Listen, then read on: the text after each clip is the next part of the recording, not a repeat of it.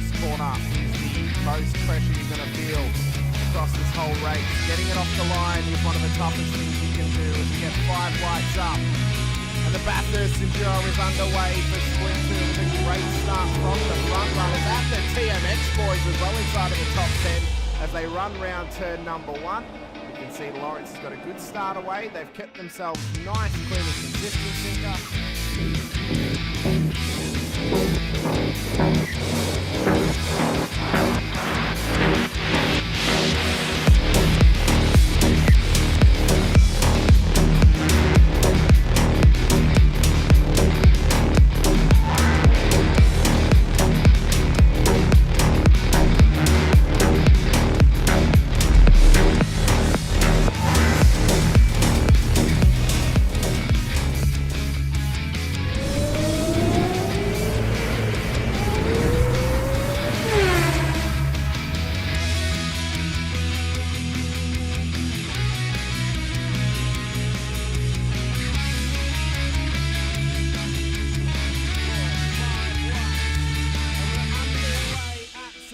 For the final race of the season, it's a scramble towards turn 1 for the front runners and the whole field in behind.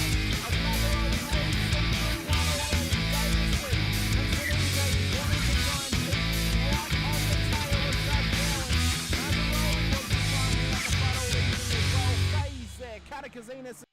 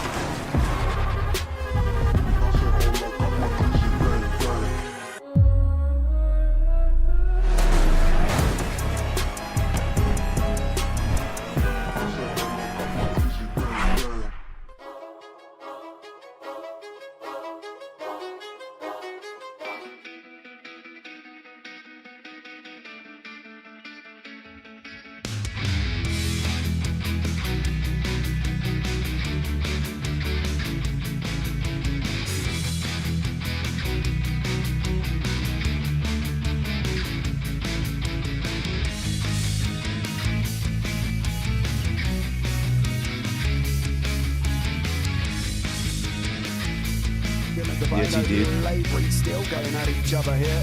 3 minutes down, we've got 17 minutes to go. They're going to go round a lot of times. It's 1 minute 21 lap times here. We're not going to stop. Sean Ratcliffe fighting out as well. Ray Oliver's got Bradley Wall alongside. Looks like Daniel Harding has had some form of incident. We'll pick up on that one in a minute. But Oliver on the inside, got to come back behind him.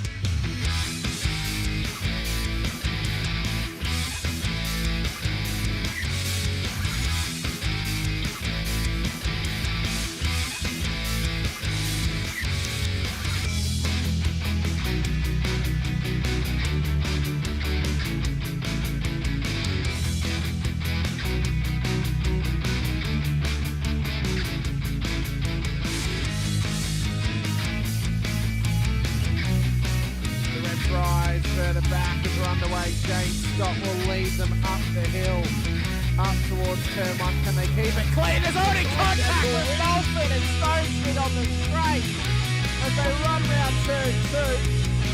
Dodge and Warboy being cautious off the exit of turn 1. What a run off the line, but an atrocity has happened to Troy Stone Street off the start. There's no other way to say it. I think it was him off of Will Brown and just absolutely Superman punched him straight into the wall on the left hand.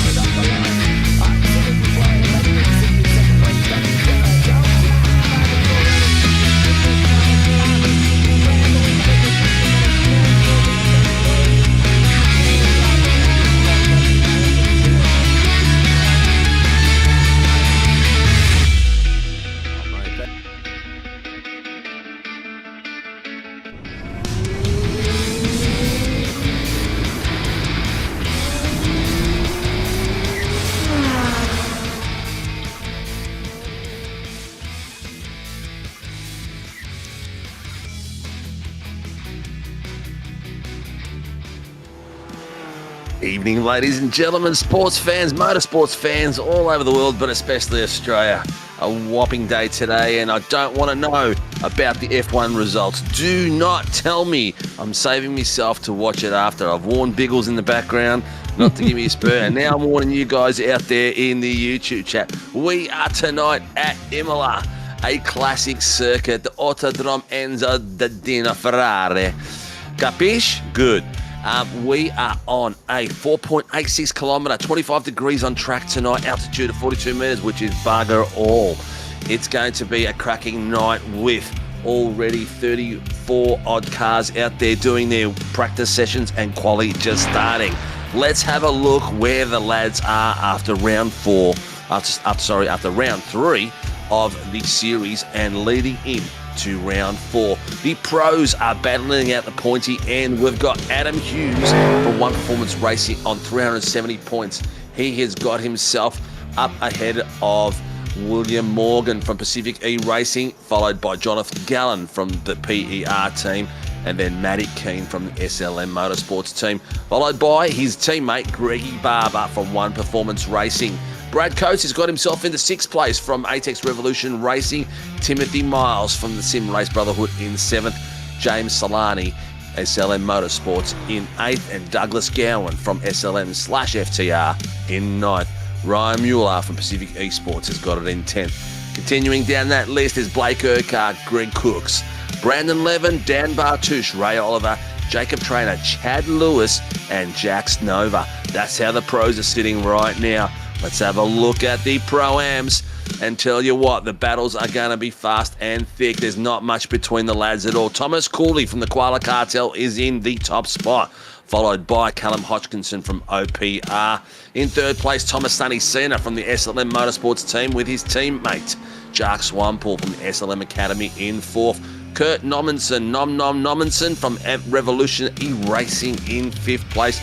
Nicholas Martin from Get a Grip in 6th.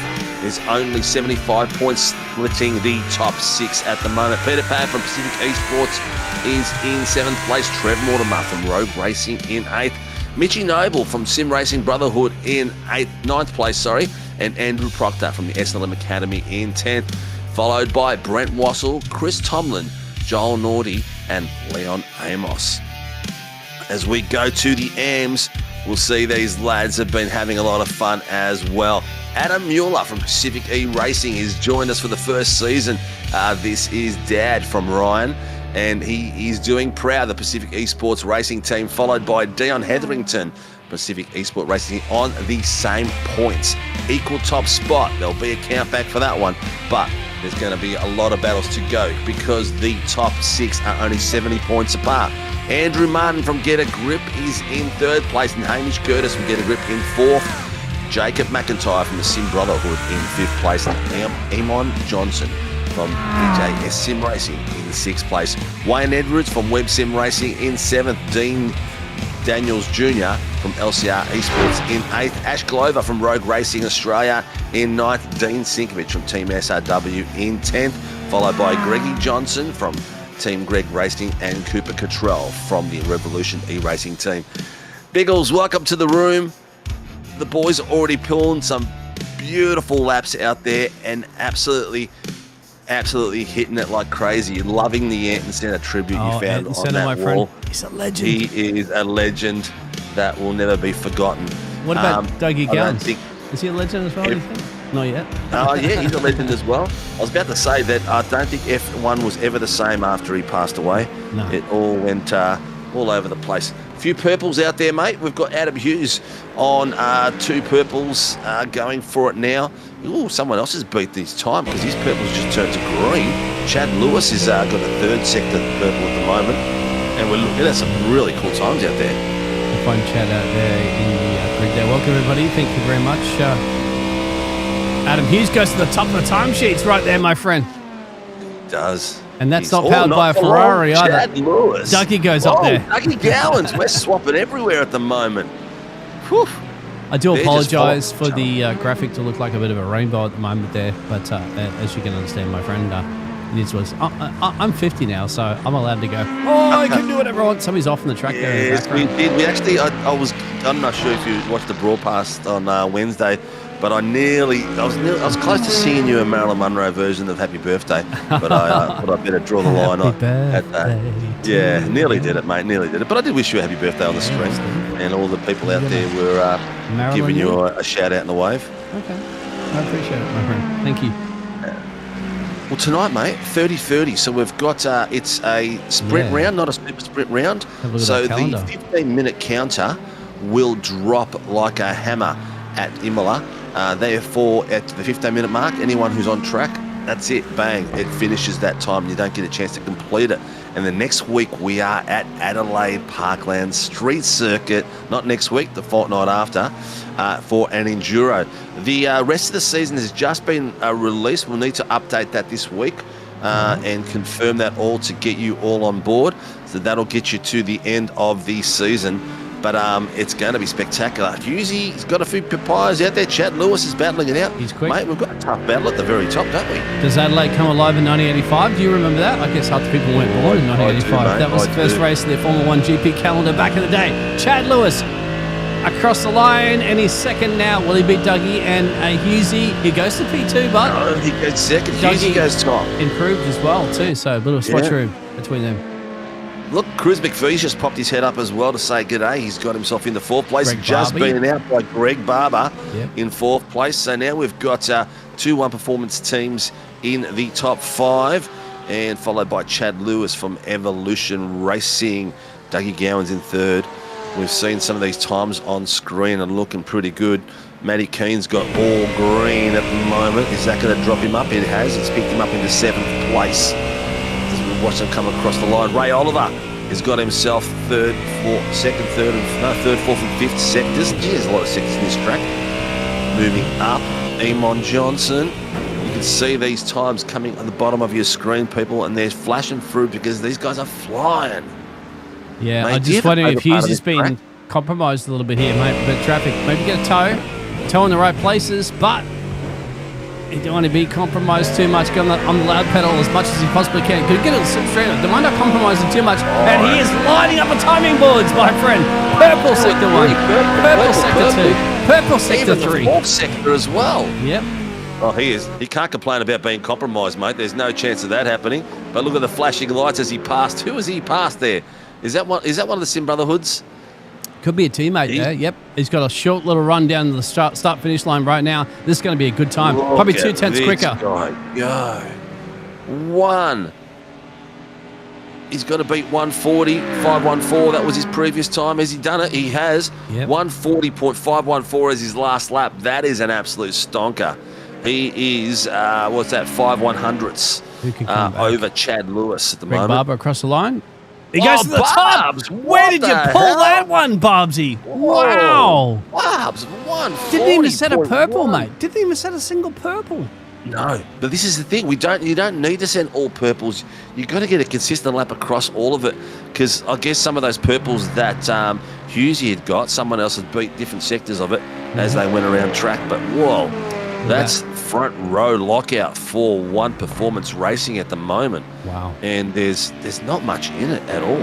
I'm impressed. Here we go. Chad Lewis has got traffic as well to deal with, so I'm not sure it's going to compromise his lap a little bit. So there's the Mercedes, Toto Wolff at the moment will be sitting there with his Bose headphones on going, come on, Chad. You'll only throw him if he goes off track. Illegal metallurgy going in there too. When their car warms up, it brings up all the extra compression. You can do it. You have pole position. I can't do it properly. My apologies there, Chad. But anyway, let's see how it can go.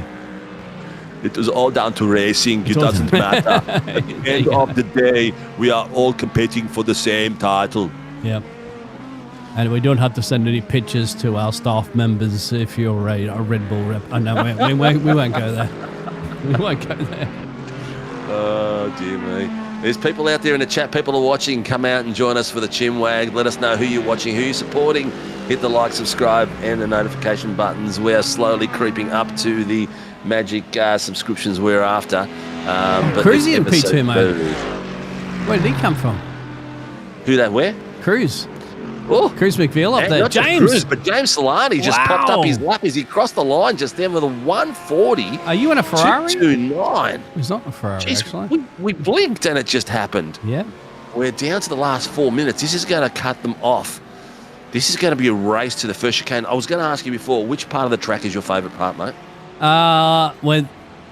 It's an Ayrton Senna track back in the day, isn't it? It's been a while since I watched a lot of Formula 1 races around here, and San Marino GP used to be back in the day. Yeah, but Imola, it's don't put me on the spotlight right now. That sideways motion there by Adam Hughes. Ask that one for the audience, because they look quiet out there. All right, out there in the audience, give us a sector. Which is your favourite? Which corner? Which action? When you're as a driver or as a spectator, let us know, because there's some awesome parts of it that I love. This is a tough part. I absolutely hate this bit. This bit here, where Dougie's going to slice and dice his way through there. Never get it right. I can never get it right. Am I older than Dougie? Dougie's older than me. I'm not quite sure, but by the way, Dougie's faster than me. I think younger than Dougie, mate. He's quicker than me. He's got traffic up the road too. So let's see. Everyone's quicker than me. Go to the RCT. Come on, Dad, put your foot down. Where is Dad? Oh, Cruz McVeigh set another purple sector. McIntyre all green. He's in pit lane too. So he's could be good. Let's see how Dougie goes across the line, my friend. Yep. If he doesn't, he's got to do this as a push lap and go for it. Mark Cochran goes 1 second step. He's not too far. Yep. Adam. James Solani. He is impressed me. He has come out of nowhere. I think he's just finding his groove at the moment. He's still on another hot lap too. He's got 1 tempo over everybody else. Cruz is in pit road. Greg's in pit road. So there's no way those guys are going to beat this one. Dougie's out there. Chad Lewis, Adam Hughes, Liam Jensen, potentially. Nick Martin or Andrew Martin disappearing on us. We will be careful when we go to him in case it locks up our server. But here we go. He's coming down the back end. Brad Coates goes up into P11, my friend, so it's a good lap from him, personal bests. But James is going to just dominate this again. He's the only one out on track. He's already got potentially pole, unless Dougie, Chad, Adam, and we don't even know who can come out of here. Final lap here for the potential P1 pole sitter. Crosses the line. Will he improve? Goes. It looks like he backed it off a bit, actually. Might have, yeah. Yeah, it looks like he might have backed it off. He hasn't improved. But ladies and gents, at the moment, the top 10's looking as this. James Solani from the SLM Motorsports in first place. Cruz McVeigh from the Koala Cartel in second. Greggy Barber from One Performance Racing third. Dougie Gowans from the SLM Motorsports in fourth. Chad Lewis from the Evolution Racing team. Adam Hughes in sixth place, our current championship leader. In sixth place, Liam Jensen from the Koala Cartel in seventh. Oh, Timmy Miles just popped up into eighth place from the Sim Racing Brotherhood. Let's see who's just crossing the line at the moment. Oh, Gowan's got to slow down. Yeah. Here we go. Chad Lewis is coming. He's come Adam across Hughes the line. to the top. Are you kidding me? Hughes, he's thrown it back at the lads with a minute spare. Wow. He has cracked the 140. He's down to a 139.970. This is going to be an absolute cracker. It's 2/10 over anybody else, mate. Where did he pull that? We need to get him down to scrutineering and check that car at the end of the day, my friend. He's has he got one of those Ferrari turbos installed into that Mustang? He could have, mate. He could have. He could have the new compression things going on at the moment. Oh, that's right. I saw his rear wing flip upside down. That might be the straight line speed that he's getting. All right, the hammer is about to fall, so whoever hasn't completed their lap or whoever is just about to complete their lap will get their time in. Otherwise, they won't. So at the moment, we're sitting with a few people getting a few slowdowns. You can see Swamppool and Coates getting some slowdowns. If the yellow flags come up when they get a slowdown. There you go. Yep. Yep. That was it. The hammer has fallen. Whoo! Here we go. Here we go. We are ready to rock. You want a grid, my friend? We are for at the a Formula grid, 1 weekend after Melbourne and China. But don't spoil any results, of course, because Stevie hasn't watched it. Neither have I, actually. Come to think of it, my friend. But one thing we can promise you and guarantee you, we've got a grid. We are got a grid, and we've got an amazing race tonight. These boys are going to really show it. Something special out there. Adam Hughes from One Performance is beside James Solani in the top front row. These boys pulled over an amazing time. Cruz McVee's got himself up into P3 beside Greg Barber from OP Racing as well. As we follow through, we've got Dougie Gowans from SLM beside Chad Lewis from the Evolution Racing team. In the fourth row, Liam Jensen from the Koala Cartel with Matty Keefe-Keen from the SLM Motorsports, not Academy. Tim Miles from the Brotherhood is beside John Gallen from PER. And then you go across to Jacques Swanpool and Brad Coates for row 6. Row 7 has got a couple of legends, Jacob McIntyre and Adam Mueller, taking up some amazing pace there, hopefully being coached by Ryan. Danny Bartouche makes a stellar performance out there in row 8 beside Dion Hetherington. As we go to the next row, Thomas Cooley from the Koala Cartel and Callum Hodgkinson from OPR in row 9. Row 10 has got Trev Mortimer from Rogue Racing and Ray Oliver from the SLM Motorsports team. In row 11, we have got Eamon Johnson beside Nicholas Martin from Get a Grip. As the roads continue, in the 12th row, Stevie Daniels Jr. in his patina car beside Hamish Curtis. Ashley Glover has got himself into 13th place beside Peter Pav in his AMG from PER. And in the 14th row, we have them lining up. Blake Urquhart from PER against Andrew Martin from Get a Grip. In the 15th row, we got Wayne Edwards from Webb Racing and Chris Tomlin from the LCR team. Followed by the 16th row, this is Mark Cochran, our race steward tonight, and Stephanie Piccoli, the race director. We've got a rolling start. It's a GT3. We are at round 4 tonight at Imola, ladies and gents. It is a 30-30 split, so it is a sprint race. It's going to be on for young and old. Welcome to the Warren Brown GT3 SRW Challenge. We are ready for some mega action with some very impressive qualifying times out there. Let me tell you, this is going to be nothing but action all the way through. 30 cars on the grid, ready to rock and roll. Yeah, if you want to impress anybody, the man that's at the statue. And there it is, race control. Thank you very much to that Stephanie that came in before that to make sure that the message is going to be up there. Thank you, Stephanie. She's going to be taking care of everything here this evening and make sure these drivers behave themselves. If not, they'll be reporting to her office later on. And 10 seconds, my friend, until we get rolling up the grid. It's obviously it's not a standing still start, so drivers will get an opportunity to go across that line when the Barney the flagman shouts green, green, green. As Barney gets his tonsils warmed up and shouts that out, you see these lads coming through. The cars are looking spectacular. The liveries are looking amazing. And if you didn't know it, you would think they were real. I like how you said Autodromo Enzo Edadino Ferrari, my friend. You, I think you had a little Italian spin on your accent when you mentioned this race circuit. I like that. Mate, I grew up. I'm a WOG boy at heart, mate, so I've grown up with all the Italians, yeah. There you go, my friend. I do love it. So you're a bit of a Tifosi fan, are you saying? Yeah. There's no, there is a couple of Ferraris at the moment there, but that's Nicholas Martin down there in P21. Hamish Curtis. Do we have only one Mustang out there tonight again? Yes, it looks like it, and the man that's on pole. So, here we go. Don't want to annoy the Tifosi, my friend. Adam Hughes will be putting the pineapple in his pizza right now. No, don't annoy the Tifosi, mate. They're liable to come out there and chase you with their red jackets and flags.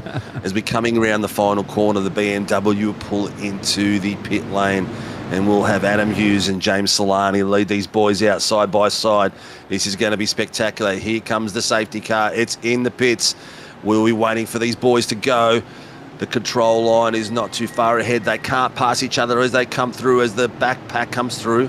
I've got the camera through the midsection onto. We are, ladies and gentlemen, the Warren and Brown GT3 SRW Challenge 30-30 race is about to go as they're about to cross the line, and they are green flag, green flag. Go. Green, green, green. You'll see the 5 lights at the top go red. Here comes Adam Hughes on the inside line with Solani on inside beside him. Adam Hughes has got the acute angle. He's opened it up as much as he can. He's taken Solani with him. Solani side by side. Cruz McVie and Greg Barber have contact. Cruz McVie has gone round. He's gone round. So is Adam. What's happened to... No, what's happened to Adam Hughes? I think he might have launched himself through there. Yep. But turn one has had a couple of other people come with contact as well as they come through. Meatballs to John Gallen and John McIntyre. But the rest of the grid has made it through nicely. Solani should be thanking his lucky stars. I think that Adam Hughes rotated that car on his own. He did. Greg I think he Barber's lost it on the got exit. through. Yep. Yeah. And Dougie's lost it as well too. He's down big time. So Doug Yeah, Downs. there's a couple of big boys have lost it big time. But it looks like, what do we got? McIntyre and Gallen, only ones with meatballs. So it'll be interesting to see how many have got damage. Solani has taken it out. Barb's on the back of him. Matty Keen's got himself into third. Chad Lewis fourth. Liam Jensen fifth. Tim Miles sixth. Jacques Swampole seventh. Brad Coates eighth. Adam Mueller ninth. And Callum Hodgkinson rounds out the top 10 at the moment, as we have got a row of cars just slowly following themselves through. These tyres need to get warmed up as well. Jacob McIntyre went sideways down the bottom screen as well. As you can see in the track map at the moment, I think everybody's got going, so I don't think there'll be a need for a safety car to be deployed at the moment. There's no track blockers, essentially, but big changes, of course. So Cruz is down 12 places in P15. Big loss, of course, for Dougie Gowans. Adam Hughes, massive loss, down 23 places. Jacobs down 15 there, and John Gallen in the pit lane at the moment, down 19. But biggest gainers for the field, Peter down there in P14, and of course the rest of the field that's sorting itself up at the top of the timing sheets. Yeah, unfortunate for where is Adam Hughes now? He's back to 24th, so he's on track. He still hasn't been in the pit. The other boys that have had meatballs are currently in the pit still. Trevor Watermark doesn't look like he even started. I would think so. He might have missed the start. It looks Liam like Jensen for the Koala Cartel, battling it out at the moment with Chad Lewis for the battle for P4, side by side. This is, I'll tell you what, they're getting antsy here at the moment, but then again, as you just mentioned, there is a sprint race at the moment. Adam Hughes has crashed. Dougie's gone off track somewhere as well too, my friend, so side by side, wheel to wheel, a little bit of a nudge. That's my favourite part of the track, that coming down the hill into this corner. It's a corner where a lot of people will rotate it, and then my love for this circuit just diminishes as you get to this breaking point, because I hate this chicane. This can get messy real quick, and then you've got to get it right to get the momentum out of this corner. If you don't get it right, you bog it down and you lose a lot of places. You can see then in the background Chad Lewis. After Chad Lewis, we had Timmy Miles. He just ran out of pace coming through that corner. He wasn't taking it as fast as the rest of the boys. You want to keep your cameras peeled that down with Hamish, 16th, 17th, and 18th, my friend. And the picture-in-picture graphic, that's another battle that's forming. But I'll keep my eyes peeled on old Liam Jensen. He's up 3 positions. He's looking to take it right now to Matty Keefe-Keen. To keep Matty Keen on the racetrack. Matty Keen to Keefe-Keen. Just like a mustard. With Liam Jensen at the moment, ladies and gents, he is having a great start to this race. He is currently sitting in 4th place up 3. So doing some great work. 2 by 2 in the bottom screen. You got Hamish Curtis and one of the Koala Cartels side by side, and then a car just disappeared behind them. I'm not sure who that was, but Hamish Curtis and Cruz McVie coming through. Cruz is giving him the flashing lights like crazy as they're coming through there.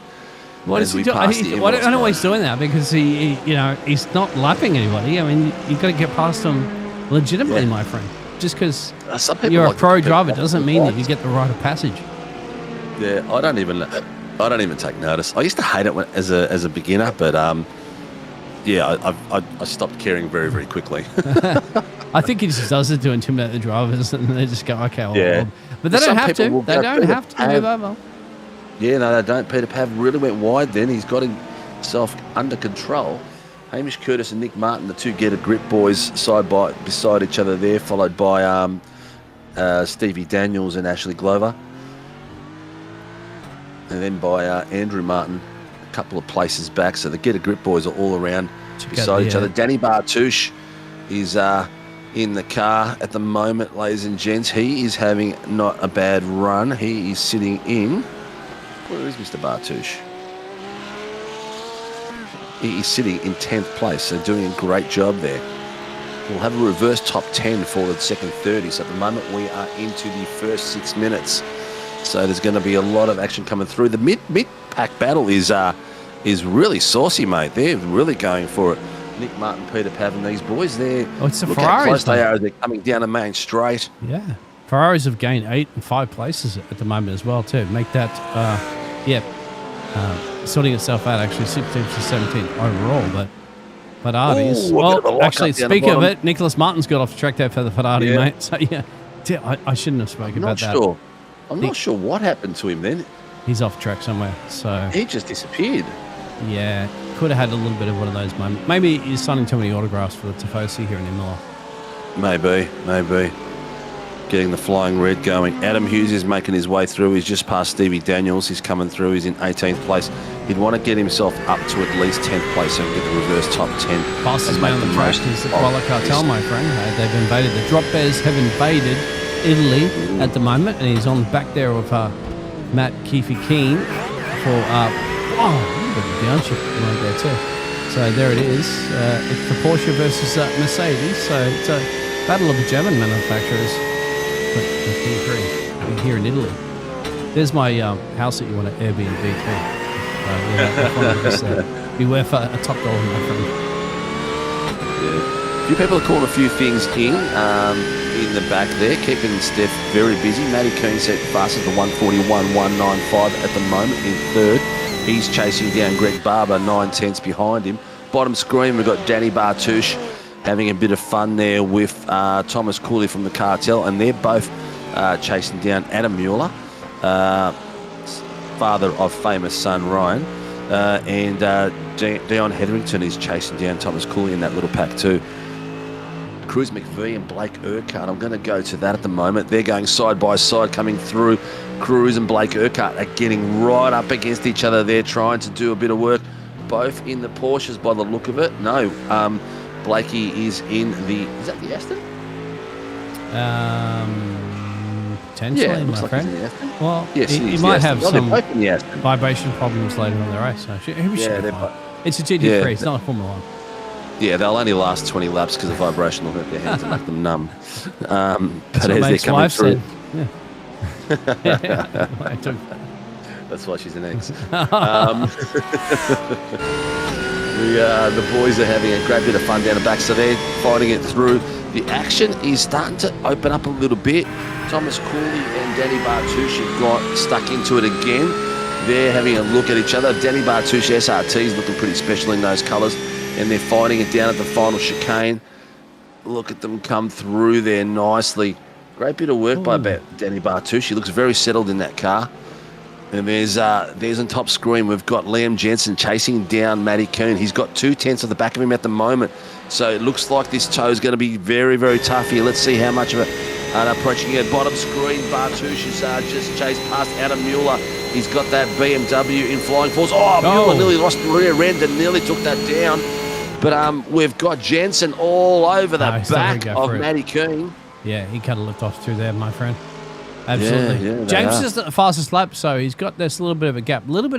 Of course, up the road there. Well, 2 seconds, actually, come to think of it. But the big battle, essentially, for the podium step on our first sprint race. Remember, we have double these, so double 30 minutes on that one with a reverse grid. These drivers will be looking at strategy a little bit later on. The Koala Cartel is hunting down Matt Keane, but he's stuck in traffic. So that pace that he had for those fastest laps is now hindered because it's one thing to catch, another thing to overtake, my friend. Yeah, correct. It's a tough track. You've got to make your key exits out of the main straight. Last corner needs to be spot on, right behind the guy in front of you, so you can take advantage of that toe and get it done before the first chicane, because it can get quite messy quite quickly if you're side by side there. But that's the thing, some of these cars, the pace is equivalent, and they get side by side, and then it's just a race of attrition. Who's going to back off on the brakes first? Yeah, and it's not just him, it's Barb's up the road too. So Matty's trying to get past Barb's. Barb's is trying to keep ahead. James is up the road, so I don't know if these drivers are going to work anything, because now James is up the road by 3 seconds. That's a tough ask. We're 1/3 of the way through the race at the moment. There is, you can see him in the pictures. But the big battle for me too remains at the moment. between Greg Barbs there, Matt Keane, and Liam Jensen. So, and then there's a bit of a gap, just a little bit of a gap down Chad Lewis for the Evolution Racing Team in P5, my friend. Race control. Hughes got himself a penalty, 10-second, causing a collision in lap 2. So I'm not sure. That must have been after we saw him coming through. But bottom screen, you can see Cruz McVee having a go at Hodgkinson. Hodgkinson is on the outside line in the Porsche. McVee's on the inside line coming through. He's got it done with plenty of time to spare. And the fight will continue. They're chasing down Adam Mueller at the moment. Yeah, Cruz is, I think he's down 10 from his original position after the shenanigans at the start of the race. What he's trying to do right now is get himself in the best possible reverse grid position to start race 2. That'll be the key for him and his team. Very, very much so. James Solani, who's showing some exceptional pace out there, he's just set the fastest lap, mate, with a 146.16. He's got clean air, mate. He's gone. Yeah, he has. He's got no one dogging him behind as well, so almost. he's got no stress. Yeah, these guys are battling it out for P2. That's what's helping him. He'll get his race engineer sitting there going, huge battle for P2. Do what you do best. So, James, stick to the racing line. You're in clean air, no traffic. Do what you do best. Race fast. Yeah. Doing some amazing work. Battle in the mid-pack is still going hot. There's 14th, 15th and 16th place is being battled like it is a Chad Lewis is now caught up to Liam as well too. So Liam getting caught in this traffic is actually cost him. Chad Lewis was about a second and change down the road. Now he's within half a second. So this three-way fight's turned into a four-way fight there. So all for P2. Greg Barber leading that battle. James, as we know, is up the road. Matty, Liam Jensen, and Chad Lewis. So Chad, keep an eye on the Evolution Racing Team driver right here as we're riding aboard with the 727 machine. Not a 747, but trust me, he can take off when he needs to. Yep. I think this fight is bringing everyone else in too, because I think the next one to join that pack is going to be Tim Miles, because his gap is dropping as well. Yeah, it was well into the 2 seconds. Now it's flirting on the edge of 2 seconds at the moment. So they're bringing him in. And Barbs is just keeping these guys at a 141, whereas James Solani's in the 140s. So would you give it to Barbsy for doing a great job there, keeping everybody at bay, even though he doesn't want to help James take this victory away? But it goes to show you how difficult it is to overtake. What's happened in the background there, my friend? Picture in picture. You can just see these boys going for it. The Koala Cartel, Cruz McVee and Callum Hodgkins are swapping places as they're coming through the back end of the circuit. Cruz is taking a beautiful dive and centre from the outside, but Callum Hodgkinson defended nicely, got himself back in on the inside line. But they're down to a critical point. Some high braking areas now coming up the hill. We'll see how we can do, as Barbs is feeling the pain at the moment as well. Have a look at the pressure he's got at the moment from Matty Keane and the boys as well. That is crazy close. They've got two big battles going, mid-pack and top of the pack. Barbs is the rear end, we can see. You've got Liam Jensen from the Koala Cartel having a battle at the top of the screen, and also Cruz McVee at the bottom. So the Koala Cartel, he's got to go for it here. Launched everywhere. Yeah, if he can go a dive down the inside here, last and late breakers. He's thinking about it. He's going to... Oh, you have to lift off a little bit because it's a shut. Okay, it's combined by right. He shut the door beautifully. Yeah. Oh. You don't have those long straights like China, my friend, or other racetracks as well, too, under heavy braking here in IMOLA. Look at this. Thomas Cooley is in 10th place. He has to readdress to Adam Mueller in 14th place. So he's got a fair bit of cruising that he needs to do to let him back through. Liam's got to find a way past here at the moment. He might get a little frustrated, and you don't want drivers to be, I know from our racing engineering drivers in the past, you got to keep them cool, my friend. You basically have to put, like, you know, what George Russell would have, like those little heat, those cool packs that you put on the drivers to say, cool down, calm down, your time will be right. What you got to do is play psychological games with the driver, force them into mistakes, make them drive their mirrors so they're looking where you are, and they just miss that 1 millisecond there, miss their braking point, their entry point into the chicanes, and then bang, attack. And I'll tell you what, Matt Keane is definitely holding off the pressure currently at the moment there from Liam Jensen. Not to mention Greg Barber's also holding the pressure off. And a little bit of breathing space up the road by just shy of a second over the battle for P3. 6-4 is up against the wall. Is he in a spot where we may see a safety car? I see him just past there. That's the exit of the final turn. Yeah. I'm not sure if he's close enough to the edge of the track. We'll leave that down to the guys and ladies downstairs. But that battle pack down the bottom, and we saw Adam Hughes leading Cruz McVie, Adam Mueller. Liam. He's got to attack. It is getting bigger. There's no way to attack at the moment. It just doesn't have the speed, doesn't it? Mercedes versus Porsche. That's what it is. Oh, gone around the outside. Got to go wide. Had to lift off a little bit. Side-by-side action. He's slicking this up. A lot of flashing of the lights there. Keep an eye at Chad Lewis in the background too, mate. He's going to capitalise on any mistakes these drivers make at the moment here for P3. And they're on the verge of making mistakes too, because they're pushing each other really hard too. They're starting to swap paint, and Lewis is just sitting there waiting to see what's going on. Look at the flashing from Jensen. It ain't going to help. Jensen ain't going to lift, mate. He ain't going to lift, let you through. You have to earn it. Oh, this is a tough place to try to go. It's a cute angle through here. It's hard to hold it through. They're going to be contacted. There is a little bit of contact. Not enough to let the cars go side by side. Keefe's got the inside line, the acute line coming through there. Oh, Lewis has got a beautiful... He needs to buy a ticket to this. Yeah, Lewis has got a ticket, mate. He's got his popcorn ready to go. Look at this door banging. Oh! Keefe didn't leave him much room, but then he made his own room in the end by getting past as they launch it through the chicane. Yeah, if I was Chad Lewis right now, I'd sit there. Matty Keane's called the move in, the push. I figured that. I don't know, he's called it in, but I don't reckon he's got much to go for. Racing there, is rubbing, mate. Closing the door. Rubbing is racing. Racing is rubbing. It looks like a pretty fair game to me. Room or an option. Well, there's not many places you can get through. You do have to door bang sometimes, and it's fair door banging. I'm not the race control, but to me that looks like the only way you're going to get an overtake done. It does. It didn't absolutely door him into a corner or anything like that, mate. Yeah, it looks fair. It looks fair game to me. We're down to the last 10 minutes, mate. So we got 10 minutes to go, and the sprint will continue. Yeah, James is loving this. It's got 4 seconds. A lot of big moves. Oh, Wayne Edwards is off too. Keep an eye on Wayne Edwards. He's going around the track somewhere for the number 17 Corvette.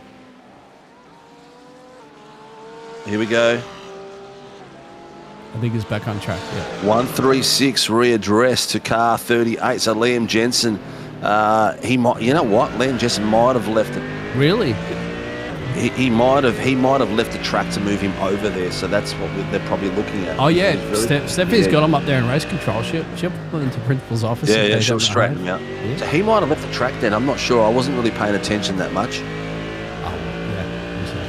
All right, they're going for it. Yeah, Webby's all right. He's back on track going for it in a big way. Adam Mueller is a bit of a bottleneck behind him at the moment. He has got a lot. Oh, the exit speed. He's lifting it. He's addressing it. Liam's addressed it. He's addressing it. Yep, yeah, you've got to be careful. Chad Lewis could sneak this one. Chad Lewis does not have to be the car that's overtaken, but wow. Liam addressed that one, almost costing that position up the road. But now Liam can re-attack that one with Matty Keane. This is all the battle, remember, gentlemen, for P3, because Greg Barber's happy with this result. There it is. It's been addressed. Thank you much, race control. But he's going to attack right now, knowing he's got, what, my friend, what are we down to? About... down to the last minute and a half, so we're not too far off. Next lap should be the white flag. But this fight here is not over. There's anguish between these two players now. They've got a bit of a touch each way now as well. Yeah, door banging, mate. Leading on each other through every corner.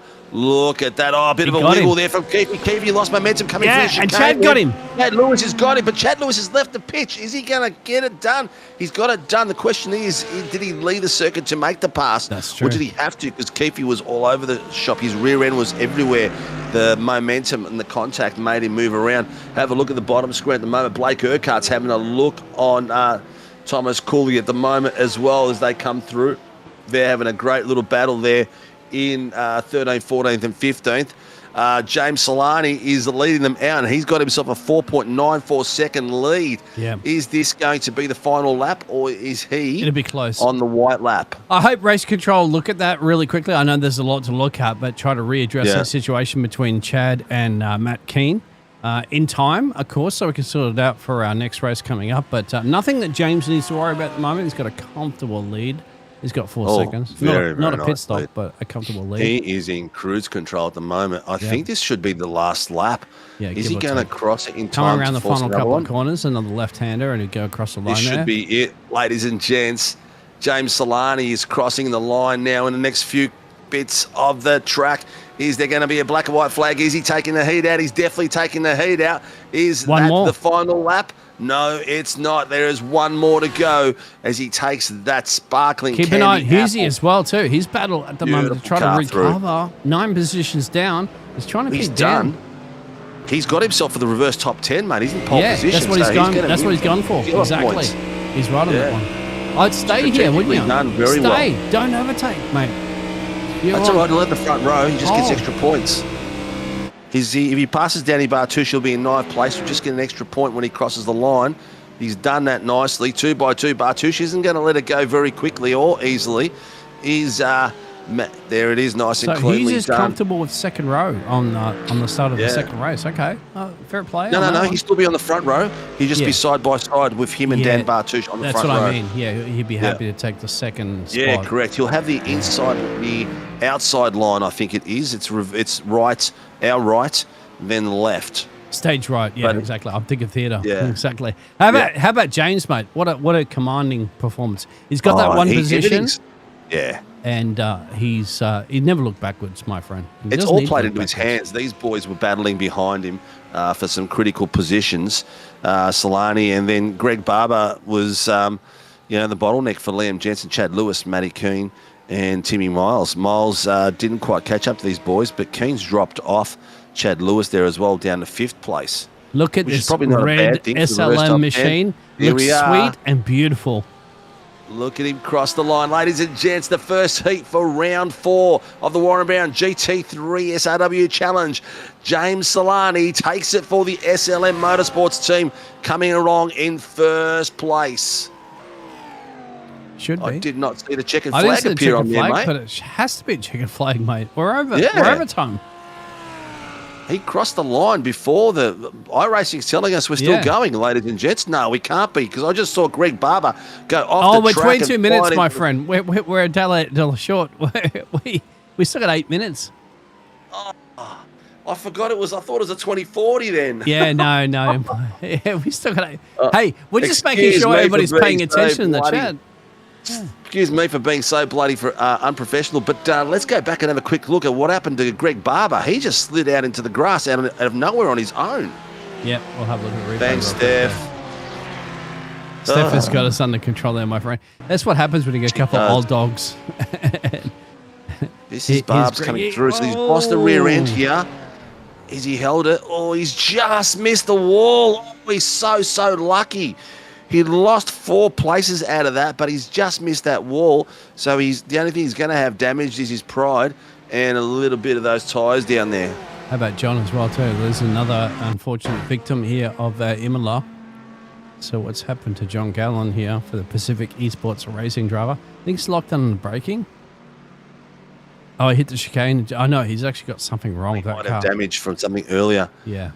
Yeah, he might have pulled damage. off. It looks like he's letting these boys go past the bottom screen. Blake Urquhart's having a great little stash there by Thomas Cooley and Adam Mueller. Let's go back They're and have a having look at the some start of the great race, fun. too, because I'm just curious what happened to Dougie and Cruz. So this is back to the very start of the race. And Doug Gowans, which was in a hot spot, I think he got squeezed. Oh, he got here. sandwiched. Yeah. Yeah, he got sandwiched. Hey, Yeah, there's Vegemite There's not sandwich. much. Yeah, exactly. Yeah, he got sandwiched. He was just a bit of pastrami between the bread there. When wind come and then thunder. Let's have a look at earlier. Oh, hang on. We've got a few guys going in the pits here. Yeah, we have actually. Looks at them go. You got Adam That's Mueller, Adam Blake Mueller. Urquhart, Thomas Cooley, all coming in the pits. 1, 2, 3, right in behind each other. It's not required, And, right? The first race, you should be able to go to Yeah. the end. But I thought they'd be going to the end, that's for sure. Or are they all serving penalties? no, They're all I serving don't black see flags. penalties. Oh, they are. They're all yes, they serving are. black flags. Yeah, you're right, sir. Yep.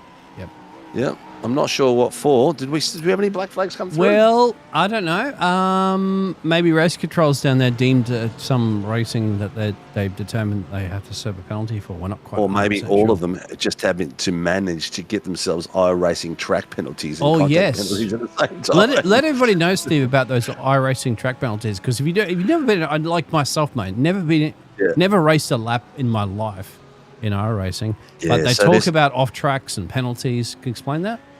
Yeah, so a few things that you got to look at here is every time these cars touch each other, they can get anything from 1x to 4x's as contact. What's an X penalties. And 4x? Explain that too. So they're penalties, dumb it down, mate. Dumb it down. Yeah, I am. So they've got 25 penalties they can exhaust through the course of the track.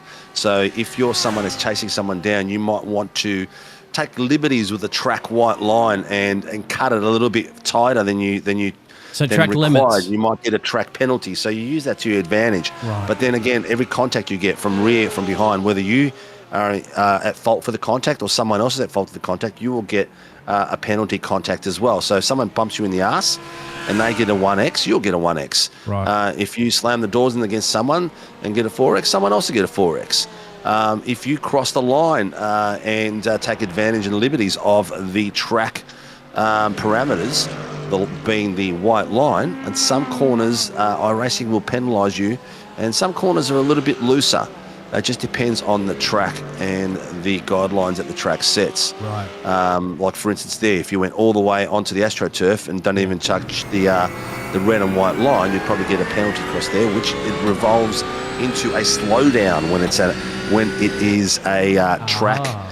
A track violation, you'll get a slowdown, but you'll also get your penalties too. As in just right there, Johnny Gallen's got one there. The yellow flag denotes a slowdown, but What's he's the actually black got himself a flag? black flag as well. Yeah. So obviously there has to be track limits. That's the reason why they put those white lines there. So you can cut so much you can. Of course, you can just go, and I've had people say, why don't you just drive straight through the chicane rather than just going around it? Well, obviously there's will track either limits. disqualify you or hit you with a drive-through. So that's the reason why they put those iRacing. lines there, yeah, and exactly, you can't just cut through it, and if you do try to, you'll gain an advantage, of course. Hey, if you can cut straight through rather than having to go around a corner, yeah, that's why they sell corner cutting, don't they?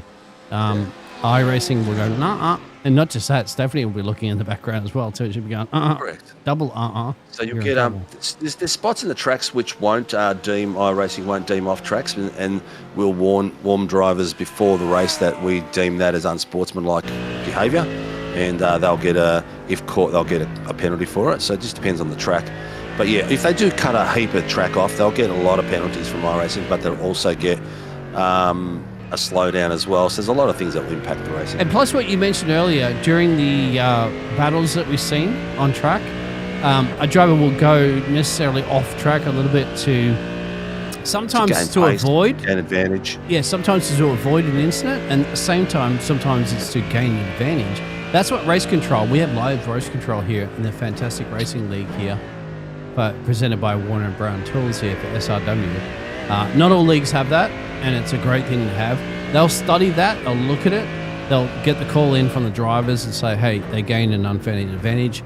Race control will look at that, and they will analyze the situation, and then they will deem a penalty or tell another driver to slow down, etc. We saw that before. So live race control in this fantastic league is a fantastic thing, because trust me, my friend, I broadcast a lot of leagues. We watch it as a viewer, and certain things aren't visible through normal cameras. They'll go side by side. They'll have a look at trajectory, the steering input, final lap. See, thank you, Steph. Yeah.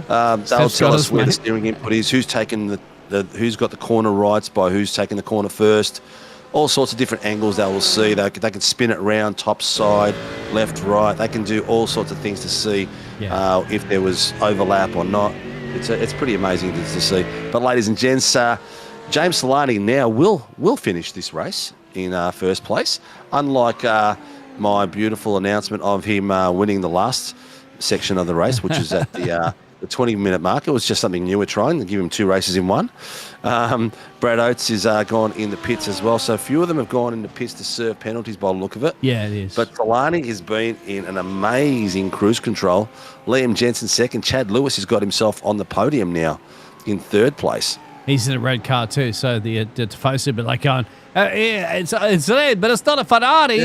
Unfortunately, it's not. But it's close enough to Italy, I have to say, for the Lamborghini. So they'll still be very happy. And I think James for the 901 machine will be super happy because he's driven a superb performance. He's going to finish this race sub 10 seconds the rest of the field there. So yeah, he's absolutely flown. Adam Hughes in 7th, recovery from his early spin. He's got himself into 7th place with a 140.284 as we are coming down the final straight, ladies and gentlemen. And the winner of the first heat tonight for the Warren Brown GT3 SRW Challenge is James Solani from the SLM Motorsports Academy, followed by Liam Jensen from the Koala Cartel and Chad Lewis from Evolution Racing Team. What a way these guys have fought all the way through. There's still a few battles through the rest of these boys, but they are all having a crack. Timmy Miles, he just crossed it in 4th place. Greg Barber, after his beautiful spin, he is crossing it now, getting his final few points. Adam Hughes has got it all the way to 7th place, right behind his teammate, crossing the line in 7th place after spinning the car and getting all the way back through the grid, man. That is crazy. Recovery. Jacques Swampole crossed the line in 8th place as he came through. And then we had Craigie McVie. We're changing his name now. We're rechristening and baptising him. Cruz McVie into 9th, and Dion Hetherington into 10th place, followed by Hamish Curtis coming through, and Callum Hodgkinson, as they're all slowing down, doing their final little bits and pieces. Wow. Well, we got it right the second time, mate, even though I had to fight a sneeze right in the middle of it. We're $1 short, aren't we, in that one? About 10 minutes earlier, we were celebrating James, but nothing changed, did it? He still got that race victory. He was dominating that. He's going to have to work his way up through the field, of course, in our reverse grid, but that's what it's all about, my friend. Showing if you get back-to-back in a reverse grid race, wow. Especially if Ant and Sen are watching in the bronze statue. Yes. Yeah, you know you're a race bow and tip the hat and the helmet, the peak of the helmet as you go past. But he did a cracking job, mate. SLM Academy have got SLM Motorsports team have got 2 in the 3 in the top 10. Great bit of work. Results. Here we go. They're in a 5-minute warm-up. While they do that, we will go through and have a quick look at how it all went. James Solani led 18 laps all the way through there for the SLM Motorsports team. Liam Jensen from the Koala Cartel and managed to get himself up into 2nd place, followed by Chad Lewis from the Evolution Racing Team in 3rd. The James Solani went up 9 positions to get up to that spot, and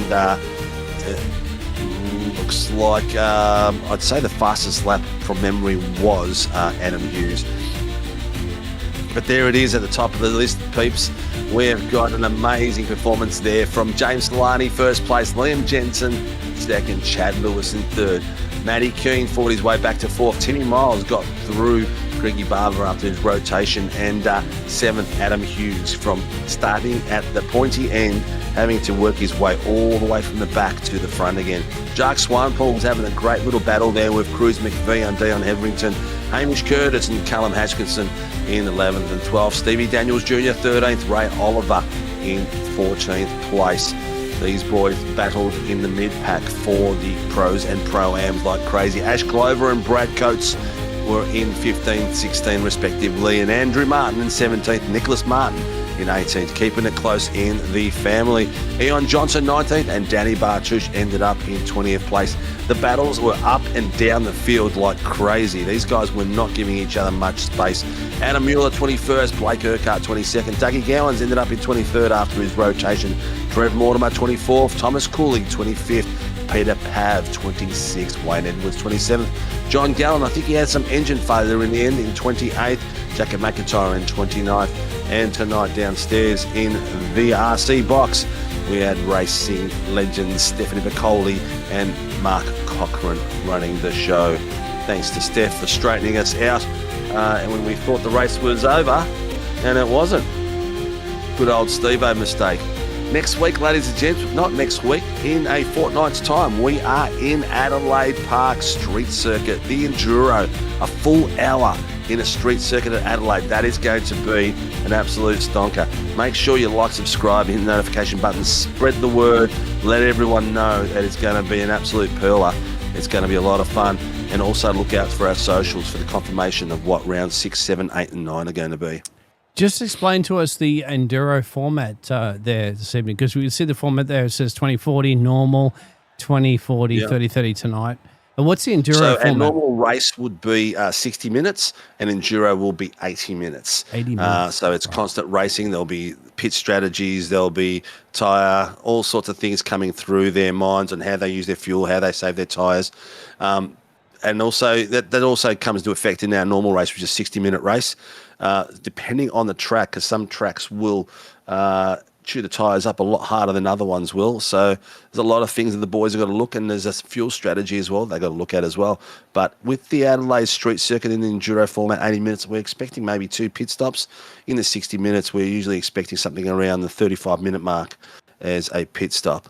And then depending on what the track's like, whether they're going to need to replace tyres or not. Any possible weather, my friend? Because I don't know. I haven't looked that far. Right. God, can you imagine a bit of rain in Adelaide? And we know Adelaide is... Adelaide comes alive in 98.5. It's going to come alive in 2026, my friend. It comes alive when it's wet as well. So we won't discount the and fact Stevie, that it could be wet weather. Yeah, to be announced, of course, for the remaining rounds of the season. There are any possible tracks on the schedule that you may be aware of? There is some chitter-chatter about it. It follows the official iRacing schedule. Let me have a bit of a dive into my books here for you and see what there is on... If you subscribe right now, Stevie may give you one of those 4 remaining races as a little heads up. If you're nice to me. If you hit a like. If you're nice to me. If I don't see a like there, Steve, don't reveal it. Rumour has it there could be Brands Hatch. Oh. There could be Magna Core. There could be Miami Grand Prix. Hatch. I have been to Miami. Okay. Yeah, tick something I haven't been to. And Spa-Francorchamps. Oh, I've been there too. All right. So I've been 3 out of those 4. Okay.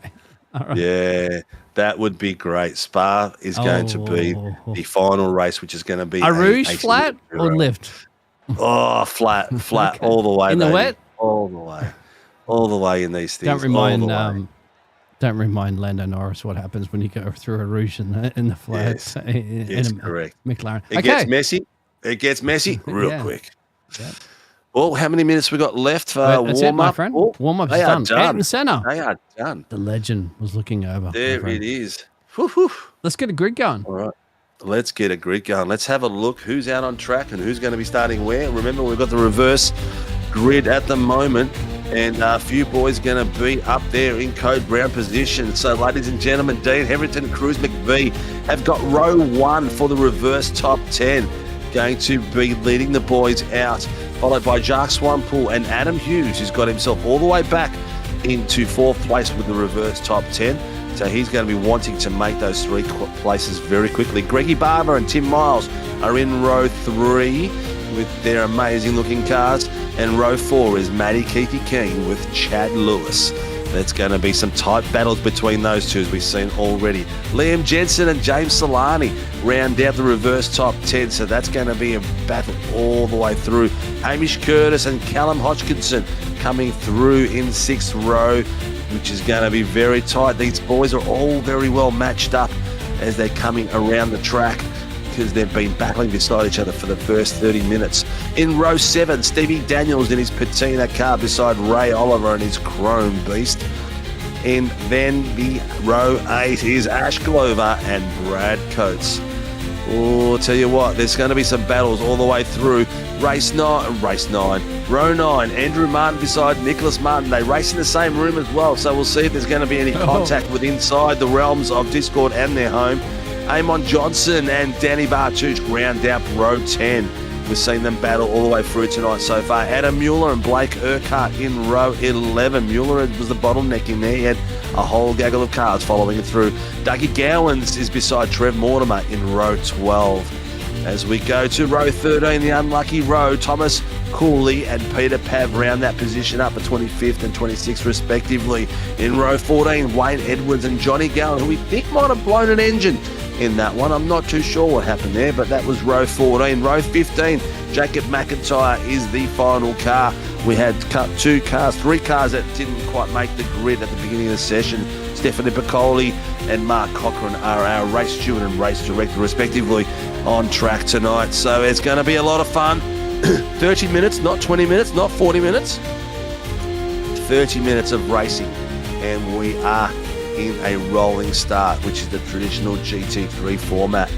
This is going to be a lot of fun, and watching these boys battle their way through the fast boys at the pointy end. I'm going to take the second camera up to James Solani so we can see him come through and fight his way through after taking out the feature race.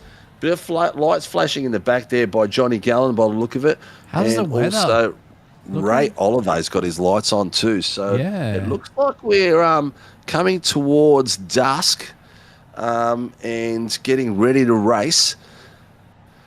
Imola brings out the best, doesn't it? It's a lot of fun watching these boys race. It is. Thank you everyone for tuning in. Make sure you do hit the like and subscribe, and join Ed and Senna watching on. These gladiators tackle one of the toughest racetracks in Italiano, and in fact one of the toughest racetracks in the world. Yeah, a spectacular track it definitely is. As we see these beasts all coming around down the back of the hill. All the lights are coming on as well now too, so they're coming through that chicane, then coming down the bottom of the hill, making sure they don't contact each other during the simple part of the track, which is just the formation run. But ladies and gents, we've got Dion Heverington and Cruz McVie leading them out. Friend, unlike the no spoiler alert Formula 1 race earlier, but no spoiler alert. No spoiler alerts. All right, here they are. The little BMW 2 Series leads them out. You can see the dots at the top. They go red. 1, 2, 3, 4, 5. There's no sound. There's no. Barney will scream it out. Yeah, no. That's Drive to Survive, mate. That had those sound effects. Drivers can't hear that because you've got revving your car engines, can't you? You're not going to hear this little dot. Most of the lights are starting to come on these cars too, so we could be into an evening set. I'm not sure where it is, but ladies and gents, the BMW is coming around the last corner now as you see them coming down the hill. The double left-hander that leads to the main straight. He'll be tucking into the pit lane, and then Iracing will call green, and the front two cars will go as the BMW pearls off. Ladies and gentlemen, Heat 2 tonight for the Warren & Brown GT3 SRW Challenge. Round 4 is ready to go. The flag is about to drop. Green. It's gone green, and someone's tried to call somebody out during the green, which is not what you should be doing, but let the show on the road, like they said on YouTube. Straight away, Hetherington's come through. Cruz McVie has got it side by side. He's made his pack through. Adam Hughes is in third place, made to pass Jacques Swampole. Swampole has got Greg Barber all on the back of him. Oh, look at that, Matty Key, Timmy Miles, 2x2 through the chicane. You can see the bottom of their tucking in behind each other already. Solani has got his mojo on, and he is already making his through. He's up 2 places. Cruz McVie has now taken the lead from Dion Heverington. He's putting the pressure on. Cruz McVie comes around the corner. He hasn't given it up. Adam Hughes has got side by side with Heverington. He's got the inside line. The acute run through the top of the hill, but he's got it done. Dion Heverington has led him through. Cruz McVie has gone way off track there, taking exception to the track and boundaries of it. Adam Hughes has got himself right up behind him, putting the pressure on. Under brakes, Hughes is having a look on the inside, the left side of the car, getting into his mirrors. Is he going to have a go through here? He's letting him know he's there, but the pressure is on. Hughes is making sure he feels all the heat from his big V8 Ford on the back of that Aston Martin. I do believe it is from this image here, but they are going for it at the moment all the way through to 13th place, where Brad Coates is the separation of 1 second. Oh, Adam's running he's him. having a bit of a tap. He wants to get the run out of that corner. Yeah. We spoke about this run out of this corner. The double left-hander to the end of the track. He's got it nice and close. He's 2/10 out of that corner straight away. So the fantastic bit of runoff there by Adam Hughes. He knows Solani's fast, so he's got to get around him real quick. He's pulled out side by side. Will Cruz McPhee give him the space? He has given him the space. Hughes, he's got that done with 2/10. Also, at the same time, McVie getting the fastest lap coming around that corner.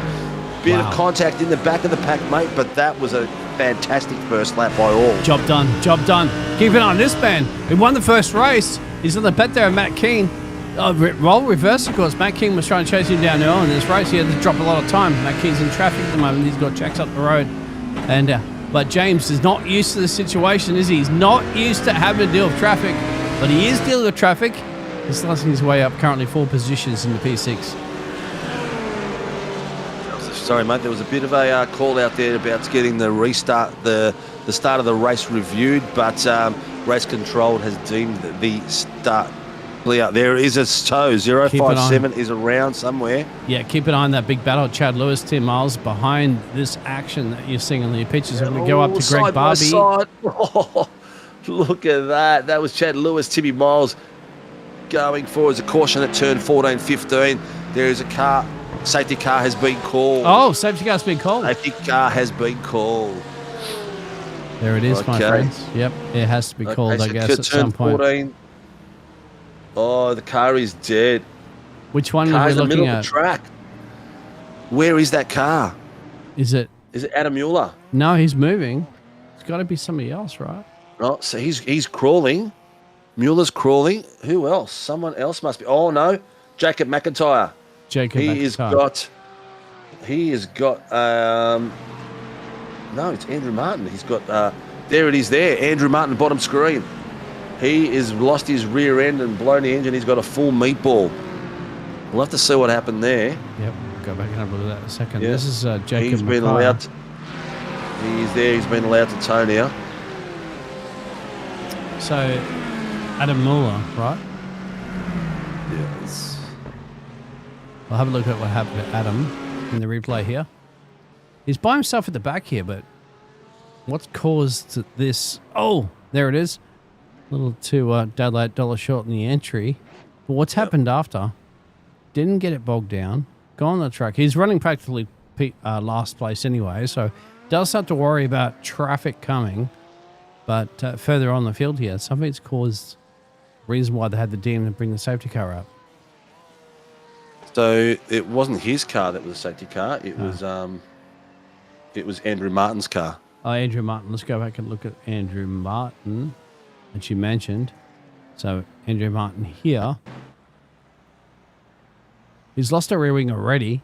So he's already got damage. So that's before. Damage was before, and then he must have blown the engine. I think so, because... Yeah, doing this right here.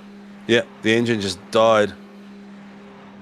And he's on the middle of the racetrack. Yeah. Rear axle's gone. Yeah, look at that. That rear right wheel's not even moving. You're not going to get a grip that way, my friend. No. That's banged up. Yeah, looks like his front nose is gone, the rear nose is gone.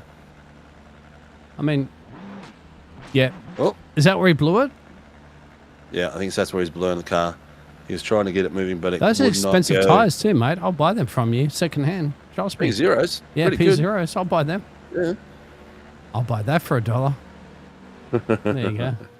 The young audience won't know that one, my friend. So we don't know where he went into the wall. It looks like he must have gone in the wall on his own at some point.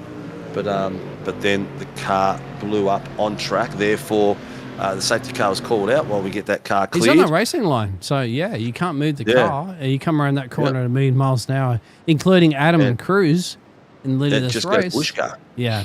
And then if they, collide in him, their race is done. That'll cause maybe a few more drivers to get involved. And then everybody's going to be shouting, going, why didn't race control remove that car? And then poor Stephanie is going to be like having to answer to that. So she deemed it was a safety car situation so they could remove the car.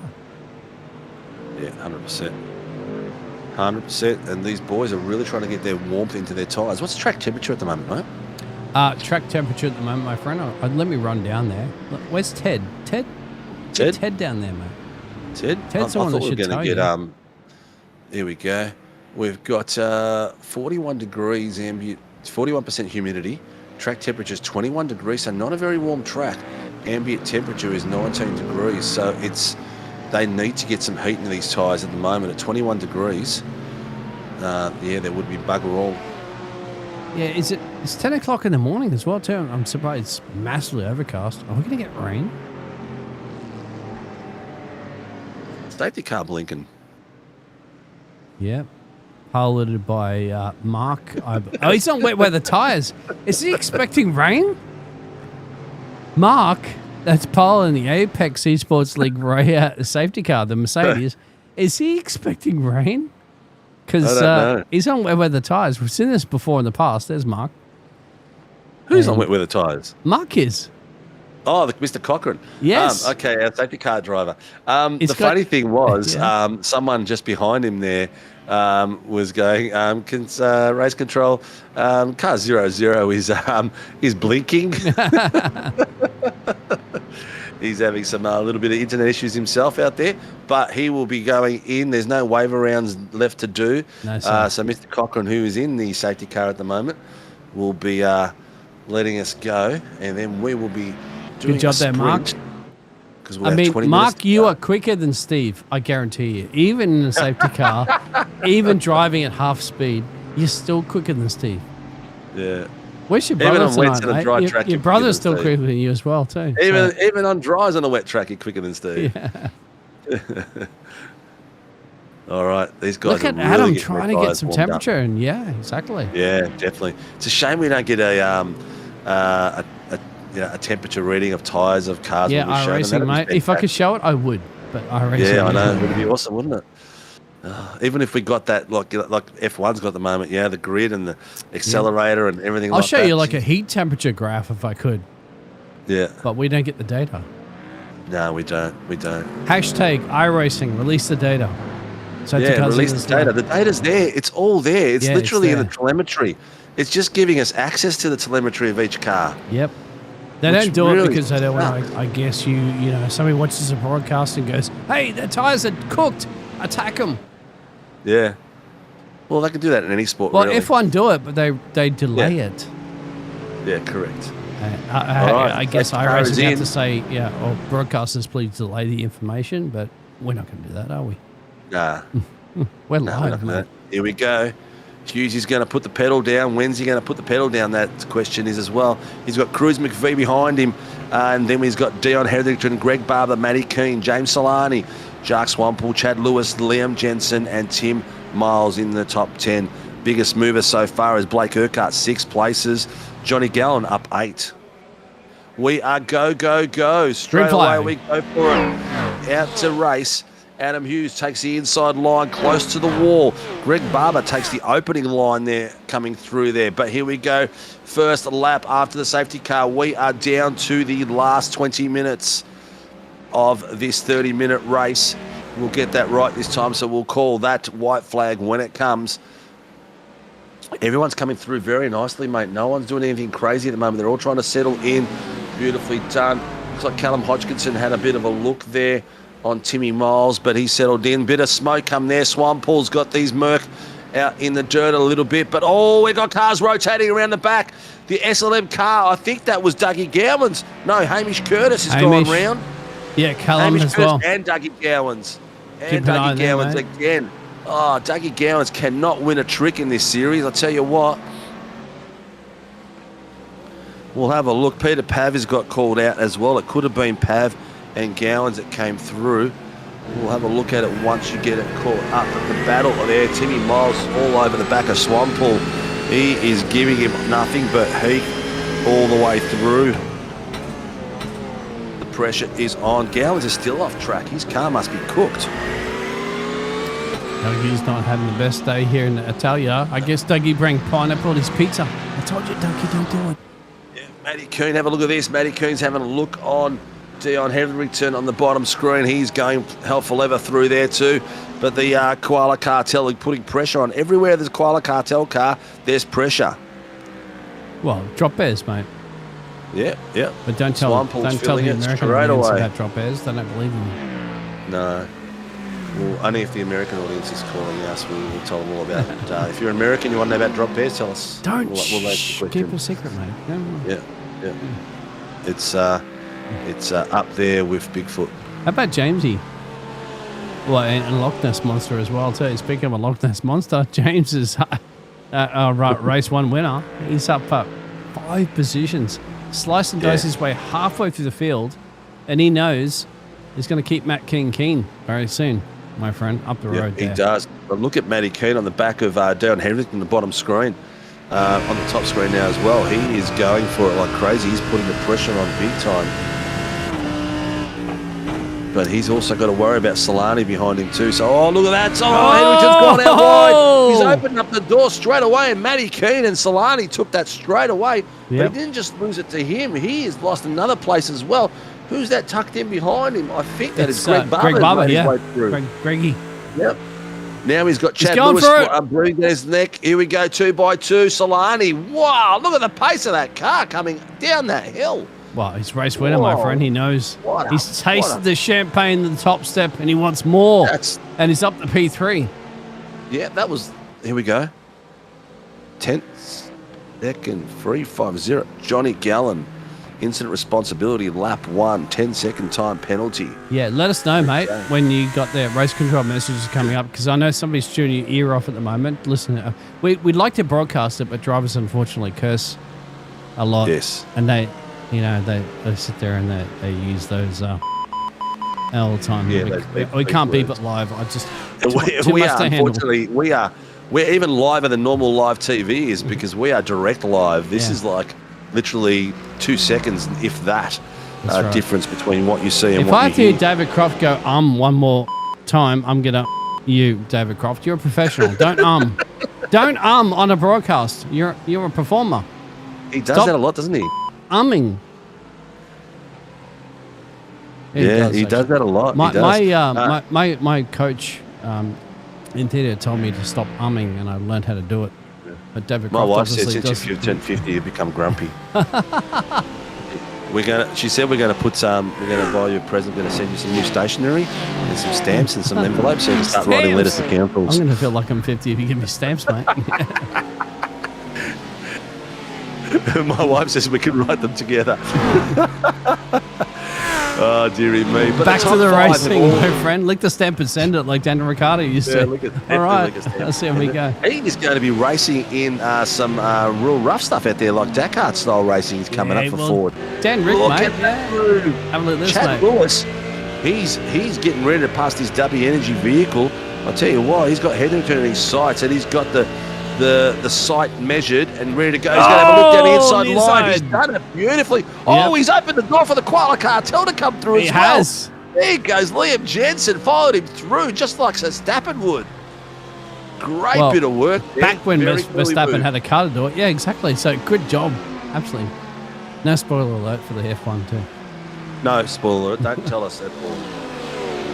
You ever seen a grown man cry? Keep an eye on Tim Miles. I don't know if I've seen you cry yet, my friend. I don't want to see you cry. You do such a good job there, Steve. You go Ray Oliver, bottom I've screen. I've seen your brother cry when he crashed his car a few times, but... Oh, yeah. That is terrible. Oh, Danny Bartouche goes sideways through the chicane and nearly loses the rear end, and he's got Ray Oliver just slowly sliding past as he comes down there because he had no traction left in the rear end. Look at Swampole and Timmy Miles on the top screen. He got bumped. Oh, Miles misjudged that. He was more worried about the car in front of him. And who was it? That was Brad Coates from the Revolution E-Racing just said, I'll take that spot, thank you very much. You're not paying attention. Bumping is driving, my friend. Oh, have a look. He's got another one. Is Harrington got damage or what? What's going on there? I don't know. He's dropping back a little bit. 10 places down. He's dropped back. He's lost about 4 places in a matter of 4 corners. He's dropping like my stock exchange during the second Gulf War currently at the moment as well too. So, yep. Danny Bartouche come through the bottom Doug of the is hill. Off too. He is gone straight. What's happened to Dan the man? There he is. Yeah. Bartouche has just rotated the rear end of that car through that sector there. I think Dougie which is got really into easy it. to do. Something because I've done happened it plenty of times. Him and Doug or something. Let's have a look at the replay real quick there with Yeah, Dan. have a look at Dougie Gowans' issue. He had a situation earlier on. Oh, that's just old age, mate. But we're going to hold him to that. Oh, Dougie Gowans got a penalty for lap 1. Oh. So let's have a look. Can we go back to lap 1 and see what Dougie Gowans did? Because I like Dougie. Do you really want me to do that to Dougie? Yeah, because we saw a couple of cars go I'm off. going to hear the beef from this. We didn't get a chance to All right, review it. it's on you. It's on you. Oh, look at the touch. Oh. It's on you. Sorry, Dougie. It's on Steve. Okay. Oh! But he that couldn't what he do got it anything for? about that. The car was out of control. Yeah, he was out of control. I don't think he got it for that. I think it was for his initial move on Right. Peter Pav. So I'm not sure if he was the passing car or not. I don't know. We'll have to have a look at that later on. But Are you looks saying- like Pav touched Oh. him here? Yeah, we'll rewind that one back a little bit. Only for Dougie. Only for Dougie. You can analyze this, my friend. Yeah, he's coming back on the track, but Pete hasn't really given him much room there. It could be before this too, my friend. So we're Dougie's moving slightly away, but Peter Pav's moved into him Yeah, here. he has. So I'm not sure what he's got the penalty for. And then there's a double tap, and of course they go around. But Yeah, it could be is it before that. Maybe was it for not holding brakes? Yeah, there's a lot I more think to analyze. I think it might have been for the second part of the incident. We're not holding brakes coming through. Yeah, could Maybe be. that was the cause there. But I don't know. We'll definitely see it in the race report later on anyway. But the battle continues because we have got what do we got left? We've got 12 minutes left. Yes, sir. We're not going to go at the 20-minute mark this time. We're not going to split the race into 20 and It's then 30 more minutes, 10 mate. minutes. Yeah. We're going to go all the 2:30s. way through. Brad Coates, Timmy Miles on my bottom screen having a bit of a stoush. They've got a couple of cars in front of Keep them. an eye on James, and then mate. Yeah, Battle for P3. So here it is. Yeah, you've got him live here. Mr. Solani is he wants Cruzy. He's catching Cruzy. Engage cruise control, says James. Yes, he's trying to get Cruiser's control, but he's got the pace on him too. Look at the gain he got through those corners there. Mid-corner pace has been spectacular. He's got 2.25 there. Let's see what his exit's like at the moment. Yeah, his exit's super fast. He's already made a 10th on him just there and already getting it past. Great bit of work. His corner exit was crazy, wasn't Got it? it done. Got it done. That Yeah. was, and you know what? That was some sensational corner exit there because that's not an easy corner to get good traction out of and get some pace out of. And he doesn't have the extra boost or control of the Mercedes engine as well, too. He's not even in a German manufacturer. It's Italiano, my friend, in Italy. That might have been Yes. a Tifosi boost. The Tifosi boost. Yeah. Oh, I'm here we thinking. go. 10 second. 2:16, lap 5. There it is on Race Control Live there. Yeah. Peter Pav. Was that the one we just saw with Gowans? Could have been, my friend. Yeah, that could have been that one. Causing a All right. collision. Anyway, So I explain that think penalty. probably So was. what's the that 10-second was like- that penalty? was. Because Gowans got a penalty for the first lap. That was lap 5 what we just saw. Was it? Oh, it doesn't matter.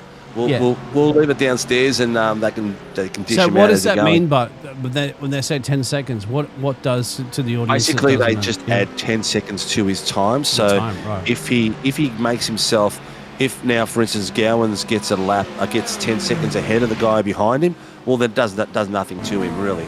But if he doesn't, and it's a tight grid, like if at the moment, if Cruz McVie got 10-second penalty, he would drop maybe 3 places. Right. 4 places. No, he Similar would to drop all Formula the 1 way and all down. that. Yeah, Yeah, you so Cruz add it at the end of the race. would at the end of the race would end up in from 3rd down to about 10th. So you're So making that's us do depending a on lot how of close it mathematics. Yeah. Yeah. Callum Hodgkinson, black flag. Yeah. That must be an iRacing one because we didn't hear anything come through. But Adam Hughes, man, 139.760. He smashed that out and he's pulled out to 8.2 seconds on He's gone. Yeah. James Solani. But And they he's have got him on pit the bottom stops. screen at the moment. Can they go doesn't- all the way? He doesn't let up. Yeah. He does not let up, does he? He just goes all out. Like even if he's on his own, he just keeps hitting his markers, his points, and just keeps pushing. Keep an eye He's on the only Nicholas one Martin. at the moment Yep. who's lapping in the 139s. His last lap was a 139.9. His fastest lap was a 139.7. That's So true. he's lining up the tower. These drivers are doing 142s back here, 141s. Yeah, Including They're in a Nicholas tight Markin. battle as well, yeah.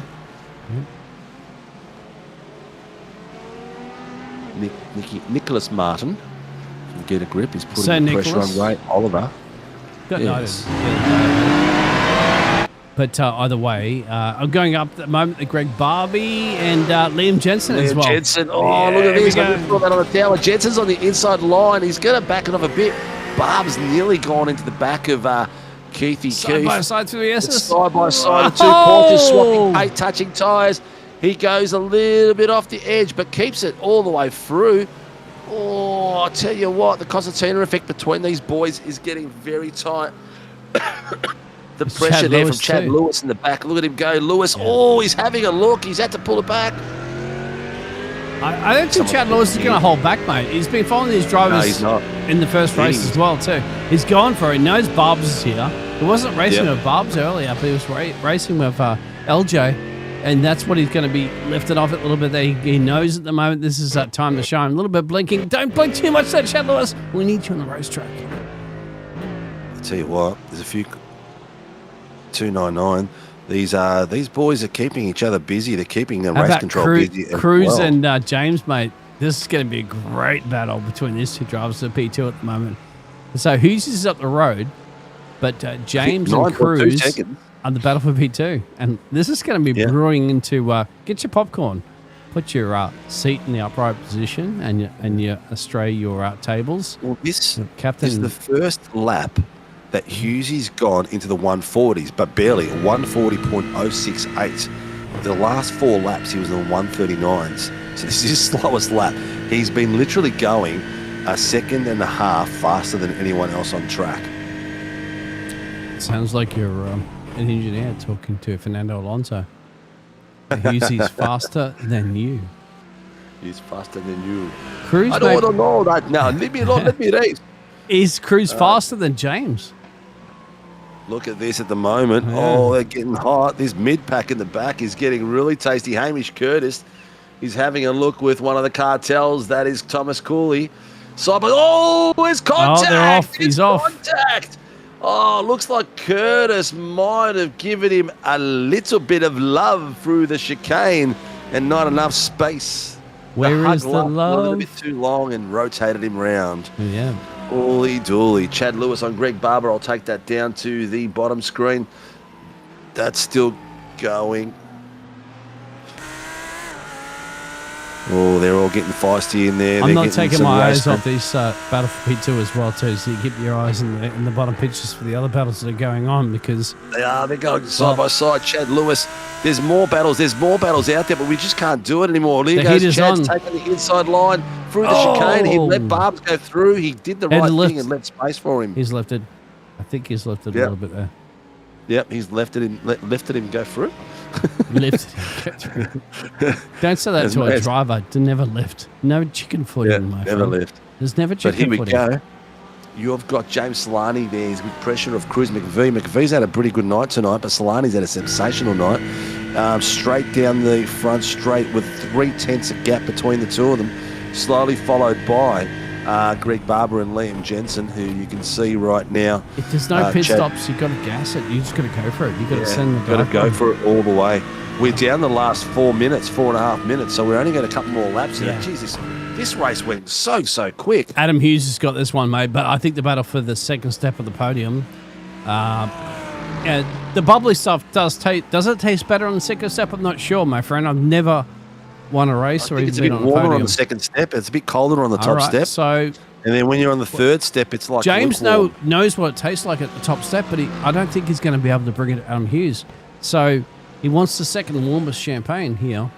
But Cruz is saying, oh, well, I want it. Race control message coming up as well, too. Yeah, there's another time penalty, 5 seconds there for, I can't see who it is right now. It is for 3:10. So that is... Who is 3:10? Gee.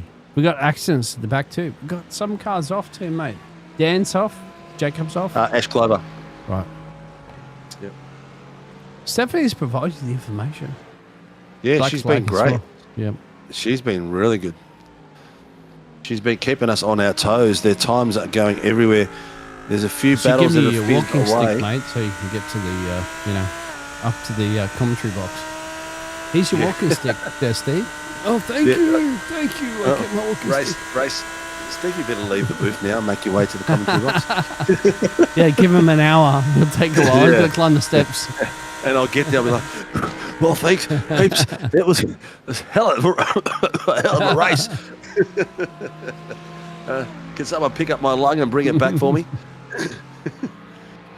Here we go. 778 is calling in Jacques one pull for excessive blinking. I didn't see him blink. Really? Maybe he's You get flashing his penalties light. for blinking? Oh, all right. Oh, no, you can't get penalties, but you can be asked to re-enter the pits. You get and fix beaten up your on regular roads in look at Australia that. if you blink. Oh, wiggle. Oh, look at that. Beautiful. Chad Lewis just dived it in under Greg Barber. Finally got it in front of him. A little bit of wiggle. It lost traction coming out of that here's corner. Greg. We'll probably have a look at that if we can. But Barb's is right on the back of him, and the pressure is on. He's not letting this slide. Is he going to get underneath him? He can't quite get underneath him just then. He's going to have to save it. But ladies and gents, we are down to the last 2.5 minutes. We're not going to miss this call. We've got some fights everywhere. We've got Keepy fighting with Liam Jensen. We've got on the top screen Greg Barber fighting it out with Chad Lewis. He's got a great exit. Oh, he's got it. Oh, He he's got trying no to make some room. room for himself. He has made some room. Is he going to be able to get it under brakes? No, he's not.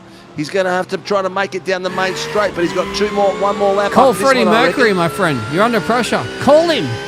Get him on the phone. There's Adam Hughes coming across the line. I don't see a flag. Nope. Not yet, my friend. Not yet. Not yet. He's going to call David Bowie, maybe. David Bowie one might more have to the go. pressure. Yeah. Look at these lads come through. Tell you what, Hughesy is setting it alight. Yeah, He's got Liam himself Jensen nearly 11 and seconds up the Matt field. Keane as well, too. They're battling out for the four position, my friend. Just show the podium. Going big guns. Big guns. These are all the last few Yeah, positions. where is at the Big moment, Guns people. Gowans? He's not in the picture. Guns Gowans is all the way down. He's in the pits. Yeah, Dougie's going to be watching this one from the Been there for sidelines. 10 minutes. It's going to feel like Oscar. I'm going to spoil the party on that one, my friend. But here it is. I did spoil the Dude, party on don't that you one. dare. Yeah. Liam Jensen is there. I'm going to kill you. I didn't call you for broadcasting during a Formula 1 race. Yeah, Liam Jensen is still putting the pressure on Matty Keane down the bottom screen. I usually tell my brother that people have crashed just to tear him up, even though they haven't. So I'm hoping that's what you're doing to me right Yeah, now. of course. But you've got a top view and a bottom view, car view and a bottom view. You can see them going through. Liam Jensen's putting the pressure on. Keefe Keane having a great little stoush between these two boys. They're having a race to the last I'm going chicane. leader, mate. Sorry. You got that one. Oh, look at that. Here we go. Oh, they're coming through nicely. It's tough. It's close. Jensen is... Oh, my God. That was so close between the two of those boys. It looks like Greg Barber, he's left the party from Chad Lewis. Lewis has pulled away from him. But they're race leader at the moment, giving him some screen One time. more lap. He's, One more lap. It. That is He one gets more it. lap. This is Yeah. it. Final lap, ladies and gents. And the battle for third and second is on. Straight away. Where is James Solani? He's on his own. He has got himself a gap of 2 seconds on the boys in the bottom screen at the moment and the top screen. You can see them coming through. Cruz McVie Oh, is in he's into third him. place. They're Watch tough, out for but the drop bears, mate. The Koala Cartel's in play. The Cartel is having a crack. Cartel has got third place in the podium. 1, 2, and 3 is signed up.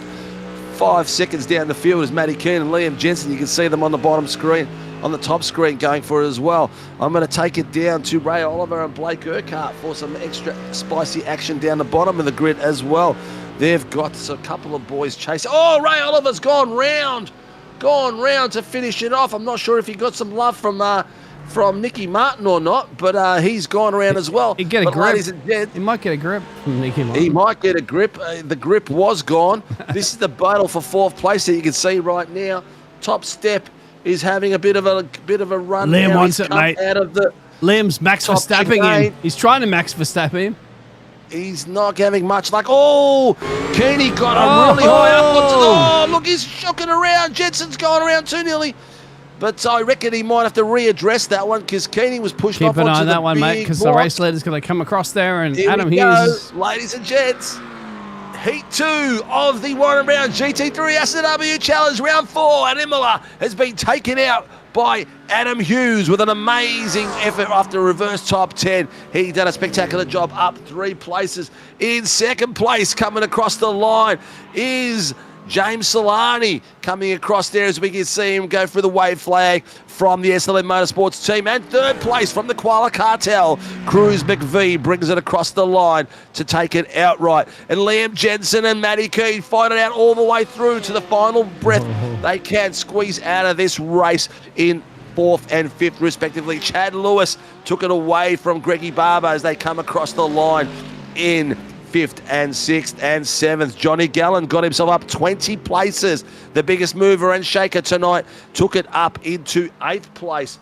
What a bit of work there by Mr. Gallen. He did a spectacular job. What's this? Time Finishing penalties. with unserved black flag, 027. Who's 027? Unserved black Adam flag. Mueller. Adam Mueller will get, that's an iRacing 35-second penalty. Yeah, so Adam's in P15. He's going to be coughing up. Yeah, so he's going to drop right down like a rock. Jacob McIntyre looks like it as well. But we have our winner for tonight for the feature race, the 30-minute sprint, Mr. Adam Hughes in his Motec sponsored OPR racing car. The only Mustang in the field. Second place, James Solani, who takes the night out tonight, getting a first in the first heat and a second in the feature. Cruz McVie had a very impressive run tonight as well. He finished 7th in the first race and brought himself home in 3rd place, only losing 1 place respectively. 20 places for Johnny Gallen, mate. What a bit of work. Blake Urquhart up 12 places. Trev Mortimer up 8. So there's a couple of big movers out there and a couple of ones that won't be happy about where they finish. But ladies and gents, this is how it's done. 16 laps led by Adam Hughes. Started in 5th place and fought his way through the top to the pointy end. Next we have James Solani from the SLM Motorsports team in 2nd place. He has had an absolute spectacular night tonight. In 3rd place, Cruz McVie brought it home in 3rd place with an amazing bit of pace. Johnny Gallen up 20 places as our hard charger. Most laps led, 16 by Hughesy. Fastest lap by Hughesy, the 1:39.760. Pole was headed out by Dion Hetherington, and Hetherington finished that race in 13th place down. So not a bad job for him because it was out of class there. Track temperature was pretty cool. We did 17 laps in total, but here is how the rest of the grid looks. In 4th place, Liam Jensen fought it out with Matty Keane. Not too sure how that's going to finish that way, if there was any penalties that were going to be handed out, because they got a bit close and a bit amorous as they came through the final chicane. Chad Lewis and Greg Barber also had some spectacular running ins with each other, finishing in 6th and 7th respectively. Johnny Gallen in 8th place, Jacques Swampole in 9th, and Blake Urquhart in 10th. Nicholas Martin brings it home for Get a Grip in 11th place, Tim Miles for the Brotherhood in 12th. Dion Hetherington in 13th place, Ray Oliver 14th place. Trev Mortimer in 15th, followed by Brad Oates. Then as we finish across, we've got Emon 17th, Emon Johnson, Cooley 18th, Curtis 19th, Ashley Glover in 20th place.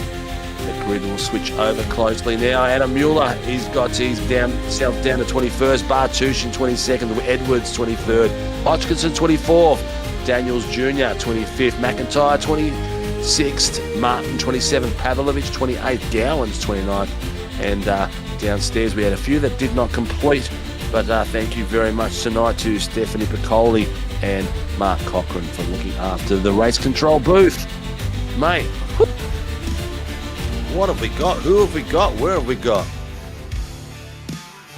Wow, where do we start, my friend? My voice is absolutely cooked. Wow. We've got a room full of people in there. I do not know What about who this they man? are. This man is the legend. What a way to drive. I love the updated livery on this car as well. It looks very, very sexy. I'm just going to have a quick look. I just need to double check. Who is our AM winner tonight? Is it Dion or is it Jacques? I think it's Jacques Swampole is our AM for tonight. We'll find out, of course. Thank you, everybody, for tuning in. Make sure you hit that like button. If you don't hit the like button, we're not giving you interviews. That's it. We'll end the stream right now. Jacques Swampole is the Pro-Am. Steve, can I end it? And Dion is the AM. We don't have the likes that I feel that people are just watching F1 right now. They're not focused. That's all good. There's plenty of people still watching, plenty of people that still love us. But ladies and gentlemen, the AM winner tonight for round 4 at Imola, Dion Hetherington. Come on down. Well done, mate, from the Pacific Esports Racing team. Dion, have you been with the PER boys long? Because we haven't seen you out on track a lot with the PER boys at SRW. No, not at all, mate. I'm fresh meat for these fast guys. Fresh meat. You did a really good job out there tonight, mate. You really battled it out. It's not easy as an AM to be out to the pointy end of the grid to start the race off. How did it feel? Yeah, I was nervous as hell, to be honest. I just didn't want to cause a wreck. Bit of code brown? Yeah, a little bit of code brown. Yeah. But, mate, you did respectfully out there. You did some at one point you lost about 3 or 4 places in a couple of corners. Was that you just backing it off a bit because they were just overwhelming you? No, I lost the rear a little bit a couple of times there. Just trying to push to keep that. Yeah, but I can't run the pace of them guys. They're pretty special out there, man. But mate, your pace was pretty good tonight. Where are you on my thing? You were 13th, 141.59. So that's a pretty good time, mate. You were right up there with what the other guys were pulling up in the top from say 4th to 8th. So it's not too bad at all, respectively out there. How do you like this track in the Porsche? It's good fun, to be honest. Yeah. There's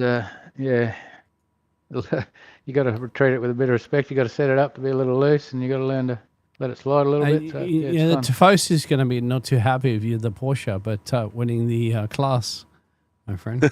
So, how do you escape the gates there with the fans in Italy? We're going to have to get down some security, winning the car, winning with a red car with the Italians going crazy. The Tifosi will go nuts. That's it. Should have put a Dion, how are you? sticker on the front. Yeah. How are you enjoying the series, mate?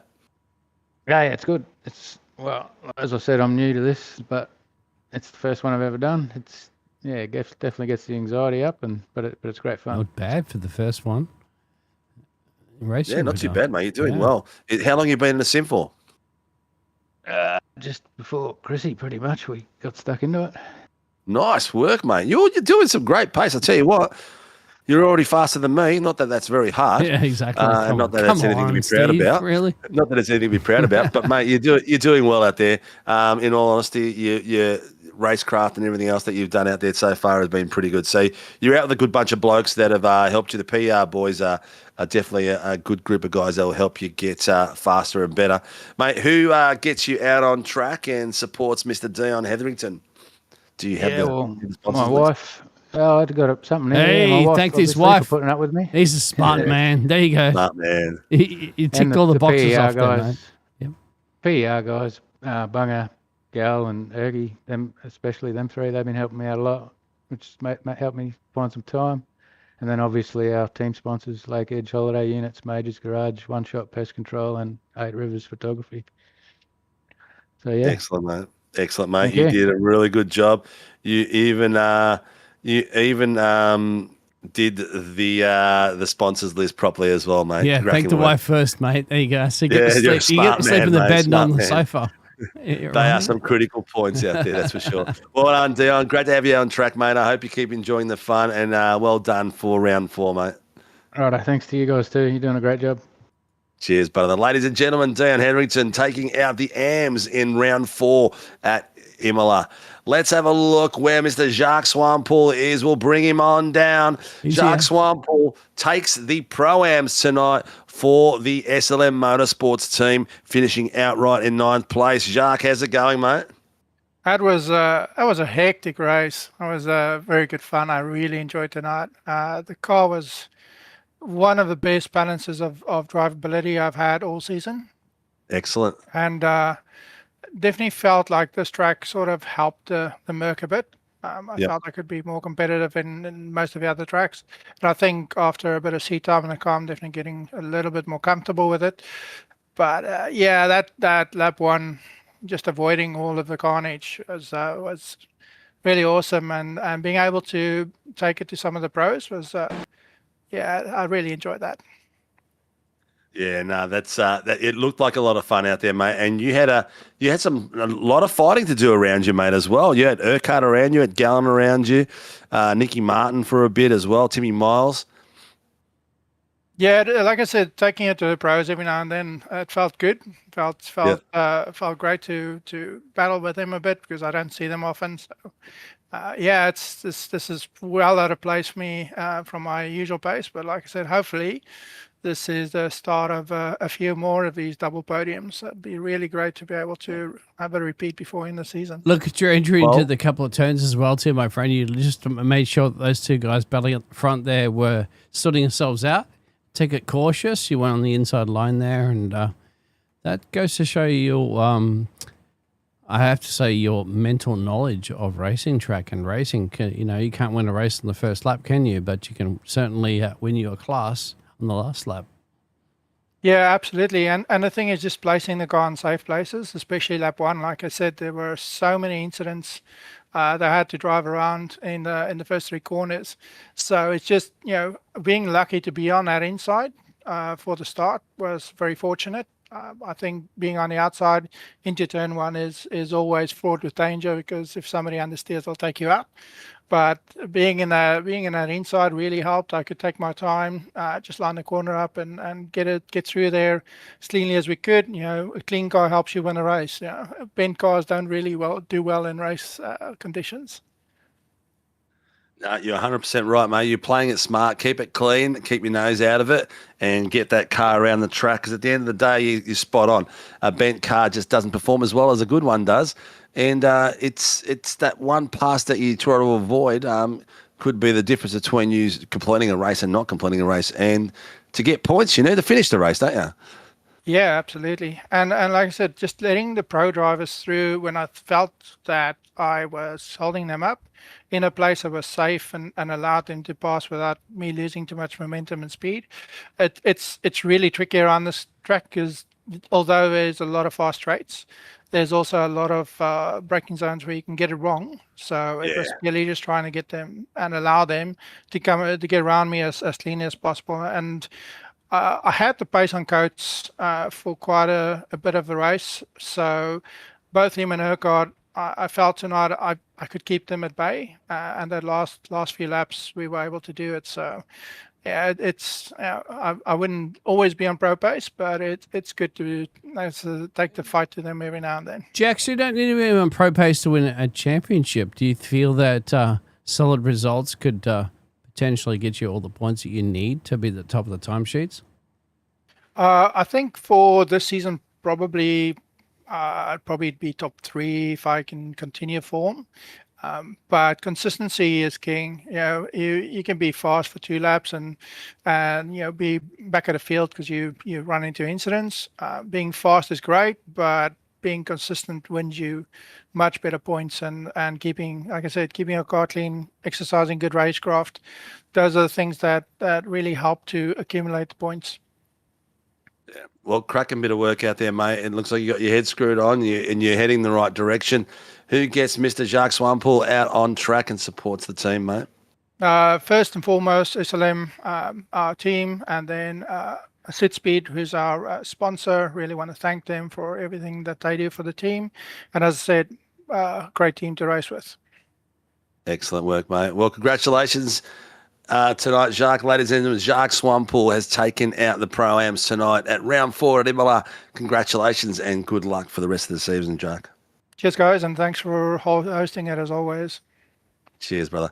All right, that brings us to the pointy end of the field, ladies and gents. We are going to bring in one of the koalas. This one has been up into this booth probably as many times as most people can remember. Cruz McVee up the top step, 3rd place outright tonight for the Koala Cartel. How you going, buddy? You had that little Porsche going like, oh, no, hang on. Are you in the Porsche or the Aston? Aston. No, in the Aston, mate. In the Aston, He's you in the had that Aston Martin, Aston. mate. It doesn't Yeah. have vibration in the qualifier. Yeah. He's fine. All you were missing was the turrets and the oil coming out the back of the car, mate. How's Adrian Newey, by the way? You said g'day to him lately? The Aston's been feeling pretty good. I usually stick with it on most of the GT3 stuff. I hop in the other cars and I'm just useless. Yeah. Well, it looks sexy, that's for sure. I reckon it's a great looking car. Hey, he's drop bearing. He's drop bearing the opposition, so be careful. Yeah. What's the characteristic of this car? Is it is it power slide at the moment on the replay as he loses the rear end? Is I had it a big moment, yeah. corner exit, top end? Where do you think it's strongest? I'm not really too sure, to be honest. It just feels comfortable, like all around the track. Like I don't think it's got the best straight line speed or corner exit. Probably corner exit's pretty poor in it, but like mid corner and just how good you can throw it around. Yeah, throw it around or just even trail braking and things like that. It just feels more stable to me. Where if I hop in the Mustang or some other cars, I just seem to really struggle with. It looks well planted. It does look well planted. It handles you can see it going through the chicane. It handles the chicane really well, and the rebound is rebound's really nice. It settles very quickly. He cut really likes the chicane. Curbs. What are you talking about? He cut he made that straight. He didn't even make the chicane. The curbs it's very nice on. Yeah, it's very forgiving. Yeah. Well, you had your teammate Liam behind you as well, having a great little battle there with Matty Keane too for a while. So the Koala Cartel are out in full force in all series now, mate. It looks like you guys are having a cracking bit of fun and doing really well too. And avoiding this car at the moment that stopped on the track. Wow. That was a bit scary there. But all the boys are going pretty well. We just jump in whenever we can in this series and the 86s, of course. So. Yeah, having good fun. Excellent, mate. Well, who gets the cartel out, mate, and who supports Cruz McVie on his nights out in the sim racing world? I'd just like to thank the Koala Cartel and all the boys and Easy Motorcycle Spares, Hayden Veld, our driver coach, and you guys for also running the series and running a great stream, and well done to Adam and James as well on the podium steps. Cruzy, would you tell the Americans that drop has are real? Yeah, definitely, 100%. They don't believe me, mate. You got to let them know. You got to let them know. Come over for those gum leaves, mate. Yeah, come down under and check them out. We'll show them to you. Well done, buddy. Ladies and gentlemen, Cruz McVie taking out the third top step tonight as a pro in the fourth round. Congratulations, Cruz, and hopefully we'll see you again in the booth again coming weeks. No worries. Thanks, Steve. Thanks, Dean. Chase, take care, mate. All right, we are down to the last few. James Solani takes the night out tonight, taking the heat in the first heat with an amazing performance and coming back up 8 places to get himself on the podium for the second step. James Solani, welcome to the booth, mate. You are showing some amazing pace out there, mate. You seem to be getting faster every week. Yeah, thanks, guys. I've don't encourage him. Took a bit of a sort of hiatus, not raced as much the last couple seasons and that, but this season, well, at least for the for these league events, it's I've been putting in a bit of practice and getting that seat time and everything is starting to show again, which is great. It is. You started off a bit rusty. You can sort of tell you're a bit rusty, but as the rounds go on, your pace has slowly been opening up again, and your pace tonight in this car was amazing. I mean, you had these boys worked out. You got away from them real quick, and then they all just battled and slowed each other down, and you just had it all your own way the first one. Yeah. Well, the first race I got a bit lucky there with Adam spinning out in front of me on lap 1. Not sure how that wasn't a meatball, but good on him. Yeah. Race 1, it was I just wanted to break the toe and get a comfortable lead, and then just backed off a little bit there. And race 2 was I knew I needed to get past essentially everyone in front of me, otherwise Adam was gone, but by the time I sort of got in front of everyone, it was a little too late. So, I did what I did, and it was good. How was it coming through the pack, mate? I know that the boys in front of you weren't slouches, so they didn't make it easy. No, it actually wasn't too bad. There's been a lot of other leagues where, you'll be side by side and you just get pushed off the track. So I was really, Yeah. it was Rubbing really is racing, good. right? Yeah. Yeah, well, yeah. Rubbing is racing, but yes. There's Yeah. respectful rubbing, and there's Yeah, no, 100%. violation of space. Yeah, it does go both ways, and it was at Yeah. least good to see when I came through past people, we weren't fighting and trying to push each other, over the line and that. So Yeah. it was good racing, but yeah. It seems to be I don't know. It's I'm knock on wood.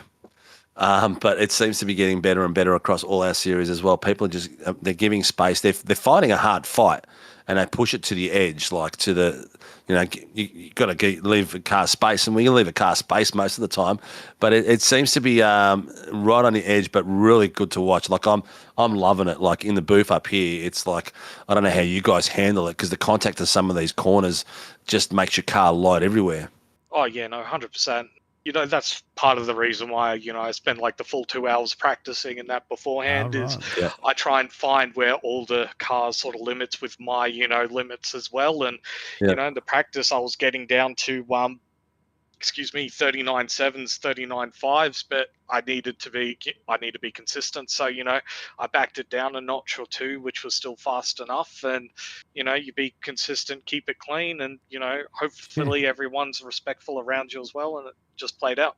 James, you're in a red machine there in front of the Tifosi here in Italy. Yep. An Italian manufacturer. I mean, surely they don't want to see a Mustang win the race. Unfortunately, it did.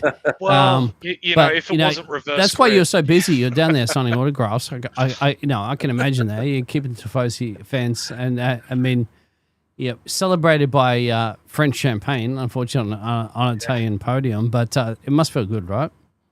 Oh no, 100% feels good, mate. I got held up all those German cars and manufacturers. Yeah, you did. Yeah. But no, the Lambo's feeling really good because I was about to say, how does a Lambo feel out there? Because it's in the past it's been a bit of a boat. How does it feel on track at the moment? Look, I've got a really good setup for it. It's working really well.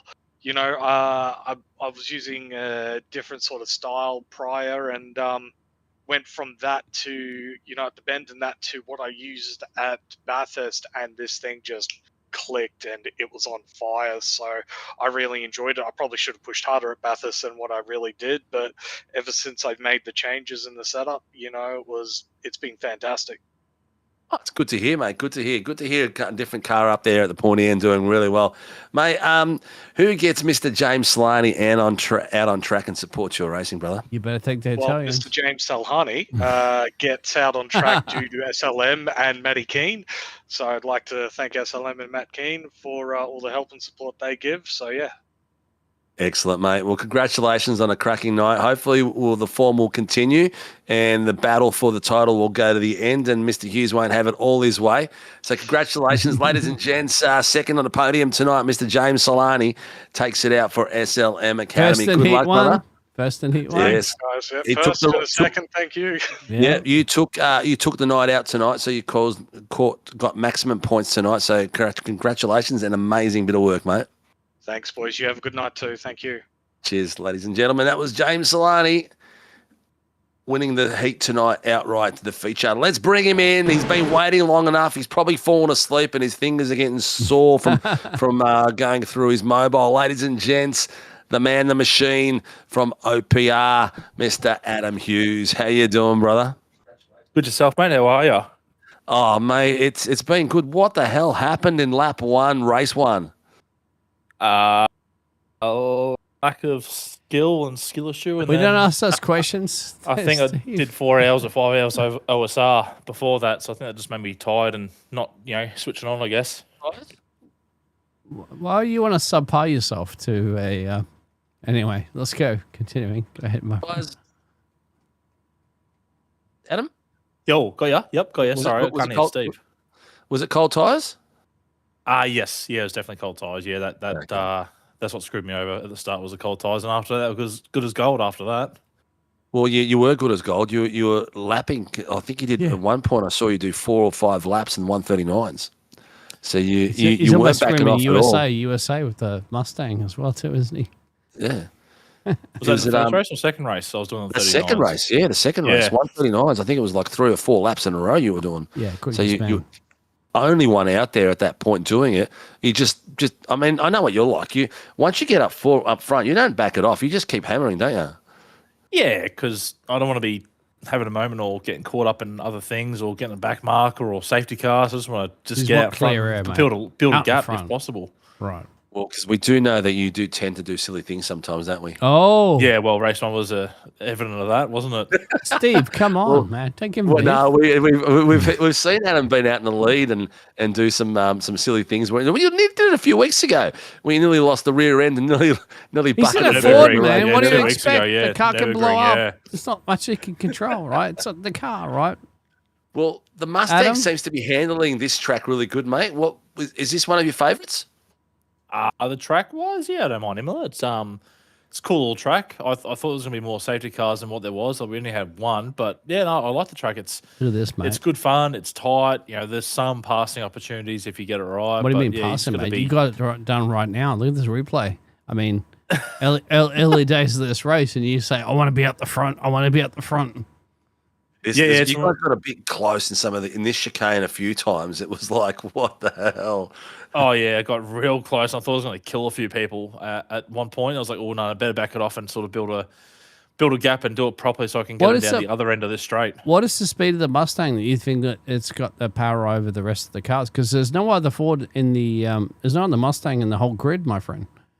Mustang's got no grunt. It's got no power. It's just it's really slow in a straight line compared to other cars, but it's really good mid-corner, and it has a really good tendency to switch back on itself, like the chicanes and tight corners that can turn on a dime really easily, but the straight lines are not that great. Yeah, so you seem to, watching you seem to get really, like, you're right, mid-corner, you can see you catch up mid-corner, and your exits are really good. Like, I'm not sure if it's just the car or not, but obviously because you're a good driver as well, compared to other drivers around you, but you seem to get really good exits out of the curbs as well. Yeah, I try to. Yeah, it's just the strength of the Mustang, I think. Just mid-corner and able to turn while trail braking or even just be able to turn really well like the Porsche does it the best. Slipstream right here. It's not bad. You would like to go on the outside and say, you know what? It's my corner. Talk us through this. I think he let me go. I can't think of the name of who it is. I can't remember. That's pretty bad of me. But he just sort of let me go. Like he sort of blocked and he's like, oh, nah, I think I'm not going to fight this because I think I'd rather second and not be in the fence. So I think he just let me go. Yeah. Chris, was it Chris? Yeah, he let me go. Chris, Chris. Chris. You Chris. got a race driver let you go, my friend. That's not many drivers like to get overtaken. I can tell you that right now. Nah, it's not a nice feeling. And like I said, I just come off doing the Bathurst 12 hour for OSR, so I'm sort of happy just to get in front. P12. We'll 4 laps down, and we end up getting back on the lead lap to finish P12. So we will P7 or 8 at one point until the rain hit. So yeah. So you went back to back races of long endurance on a Sunday when F1's on and all the other dilemma. Sunday, you missed the Sunday dinner. This guy's a true racer. Yeah. Yeah, we only have true races at SRW Hats series. Off to you, Adam. These boys come off big stints. It's been amazing. Yeah, well, I think there's someone else from PER that races was doing OSR too, but I'm pretty sure he got stuck doing the last stint. So I think that's why he wasn't in the race. I can't remember who it is from PER. So there's a few from SRW racing it today, which was good. Good to see. Yeah. Excellent. It is fantastic to see, mate. Well, some cracking bit of work out there. Title fight. We're round 4. Still a fair few rounds to Adam, go. who won the Chinese Grand Prix? No, don't say anything. Tell Steve. I don't want to know, mate. I haven't watched it. No, I didn't watch it. No, I didn't get to watch it, so I don't know. I'm in the dark as well, unfortunately. I'm gonna sit back with some popcorn and watch it after this. All right.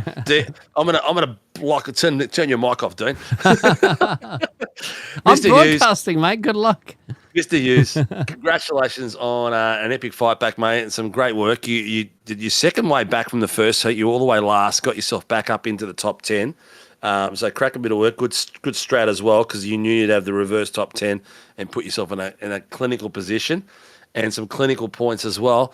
Congratulations. Who gets Mr. Adam Hughes out on track, mate, and supports your racing?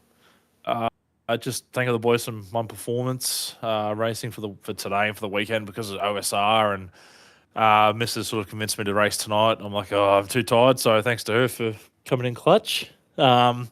Huge shout out to Knight Rider Designs for the new livery they've made for all the cars. So obviously that new livery with the big word Motec on the side of it. So we've got a technical partnership with Motec. So they've got some new stuff coming. It's all a bit hush at the moment, but it'll be out soon. Gamma Flare Sim Racing, who've just come on as well. Huge sponsor. So thanks to them as well for coming on. Sim Rigs, MPC, Melbourne Performance Centre, that is. And obviously, to Shep for organising everything last minute. And obviously to all the guys for everything. And for Race and Andy for covering me so I could race tonight. Excellent, mate. Well, cracking bit of work, mate, Mr. Hughes. Always good to see you at the pointy end and showing the skill set out there, mate. Congratulations and good luck for the rest of the season, brother. Yeah, cheers, mate. We'll see you in 2 weeks, hopefully. Yes, we will. Well done, mate. Well done. Ladies and gentlemen, Adam Hughes from the One Performance Racing team taking out tonight's feature race and bringing home the bacon for the team. What a cracking night, Mr. Dean Biggles. Yep. Poof. They made us work, didn't they, these boys? We had a lot of fun. It was a lot of passing, a lot of probably more door banging with not more so much door grinding than door banging. Yeah. I'd say tonight it was some really tough bit of moving out there, and it was good to see. You're right, and those drivers that actually they said that they could have done a little bit more aggressive maneuvers to try to get positions, but the drivers actually had a lot of respect for those drivers, which is something that doesn't occur too much in the real world motorsports. Let's say adventures and journeys, but hats off, of course, to those drivers here this evening for the GT3 challenge, my friend, presented, of course, by Warren and Brown Tools. You got to repeat your cars, my friend. You need the best tools in the business. Best tools in the business, mate. Warren Brown Tools are the best in the business. They do some amazing torque wrenches that have been around for not just decades, but they've been around for over 100 years, these boys. They've been doing some amazing work. Next week, we are at the Adelaide Parkland Street Circuit, running an 80-minute enduro. That's going to be spectacular. It's not next week. It's in a fortnight's time, the 29th of the 3rd. It's going to be spectacular. We're going to open up the Adelaide Street Circuits. We're going to make it fun again and show people what the GT3s can do around that track. And while you're thinking about all that, like, subscribe, and hit the notification button so you don't forget to get on board and watch the racing. But also have a look at the bottom of the screen. And special thank you to Grim Industries for supporting Sim Racing World, Shunt Scenery. If you're into your flight simulations, they do some amazing 3D rendering. Moser Racing for its equipment and sponsorship that it's done for us, and Warren Brown Tools for being the legends that they are, supporting all our racing 24/7. Ladies and gents, it's been a spectacular night. Thank you, Dean, for sharing the booth with me again and not telling me how the racing went. It's been an absolute pleasure. I'll tell you one right now. No, it's Adam Hughes in the feature race. Adam Hughes is the winner. Yes, he is. He's the winner. He took the bacon home, and James Solani took the outright win for both races. There's the beastie new Motec livery that they've got out there from One Performance Racing. But thank you, everyone, for supporting us. Like, subscribe, hit the notification button. Support the people that support us. These drivers need eyes on the ball. Get out there and watch the racing. Share it and like it so that people get to see how spectacular they are. Support our sponsors like they support us. If you do want to get involved in Sim Racing World in our broadcasts as a broadcast partner or as a league naming rights sponsor, get out and reach out to me either through our Discord, through our Facebook, or through admin at simracingworld.com. Season 2 is about to be launched next week as well, so stick around and hear about that. We are back on Tuesday night for the V8 Supercars, on Wednesday night for the Super Formula Lights, on Thursday night to the GR86s. We've got a show all week long, so make sure you lock it in and come and say hello. We love it. Thank you, Dean. Thank you, viewers. all stay safe and hopefully see you again next week.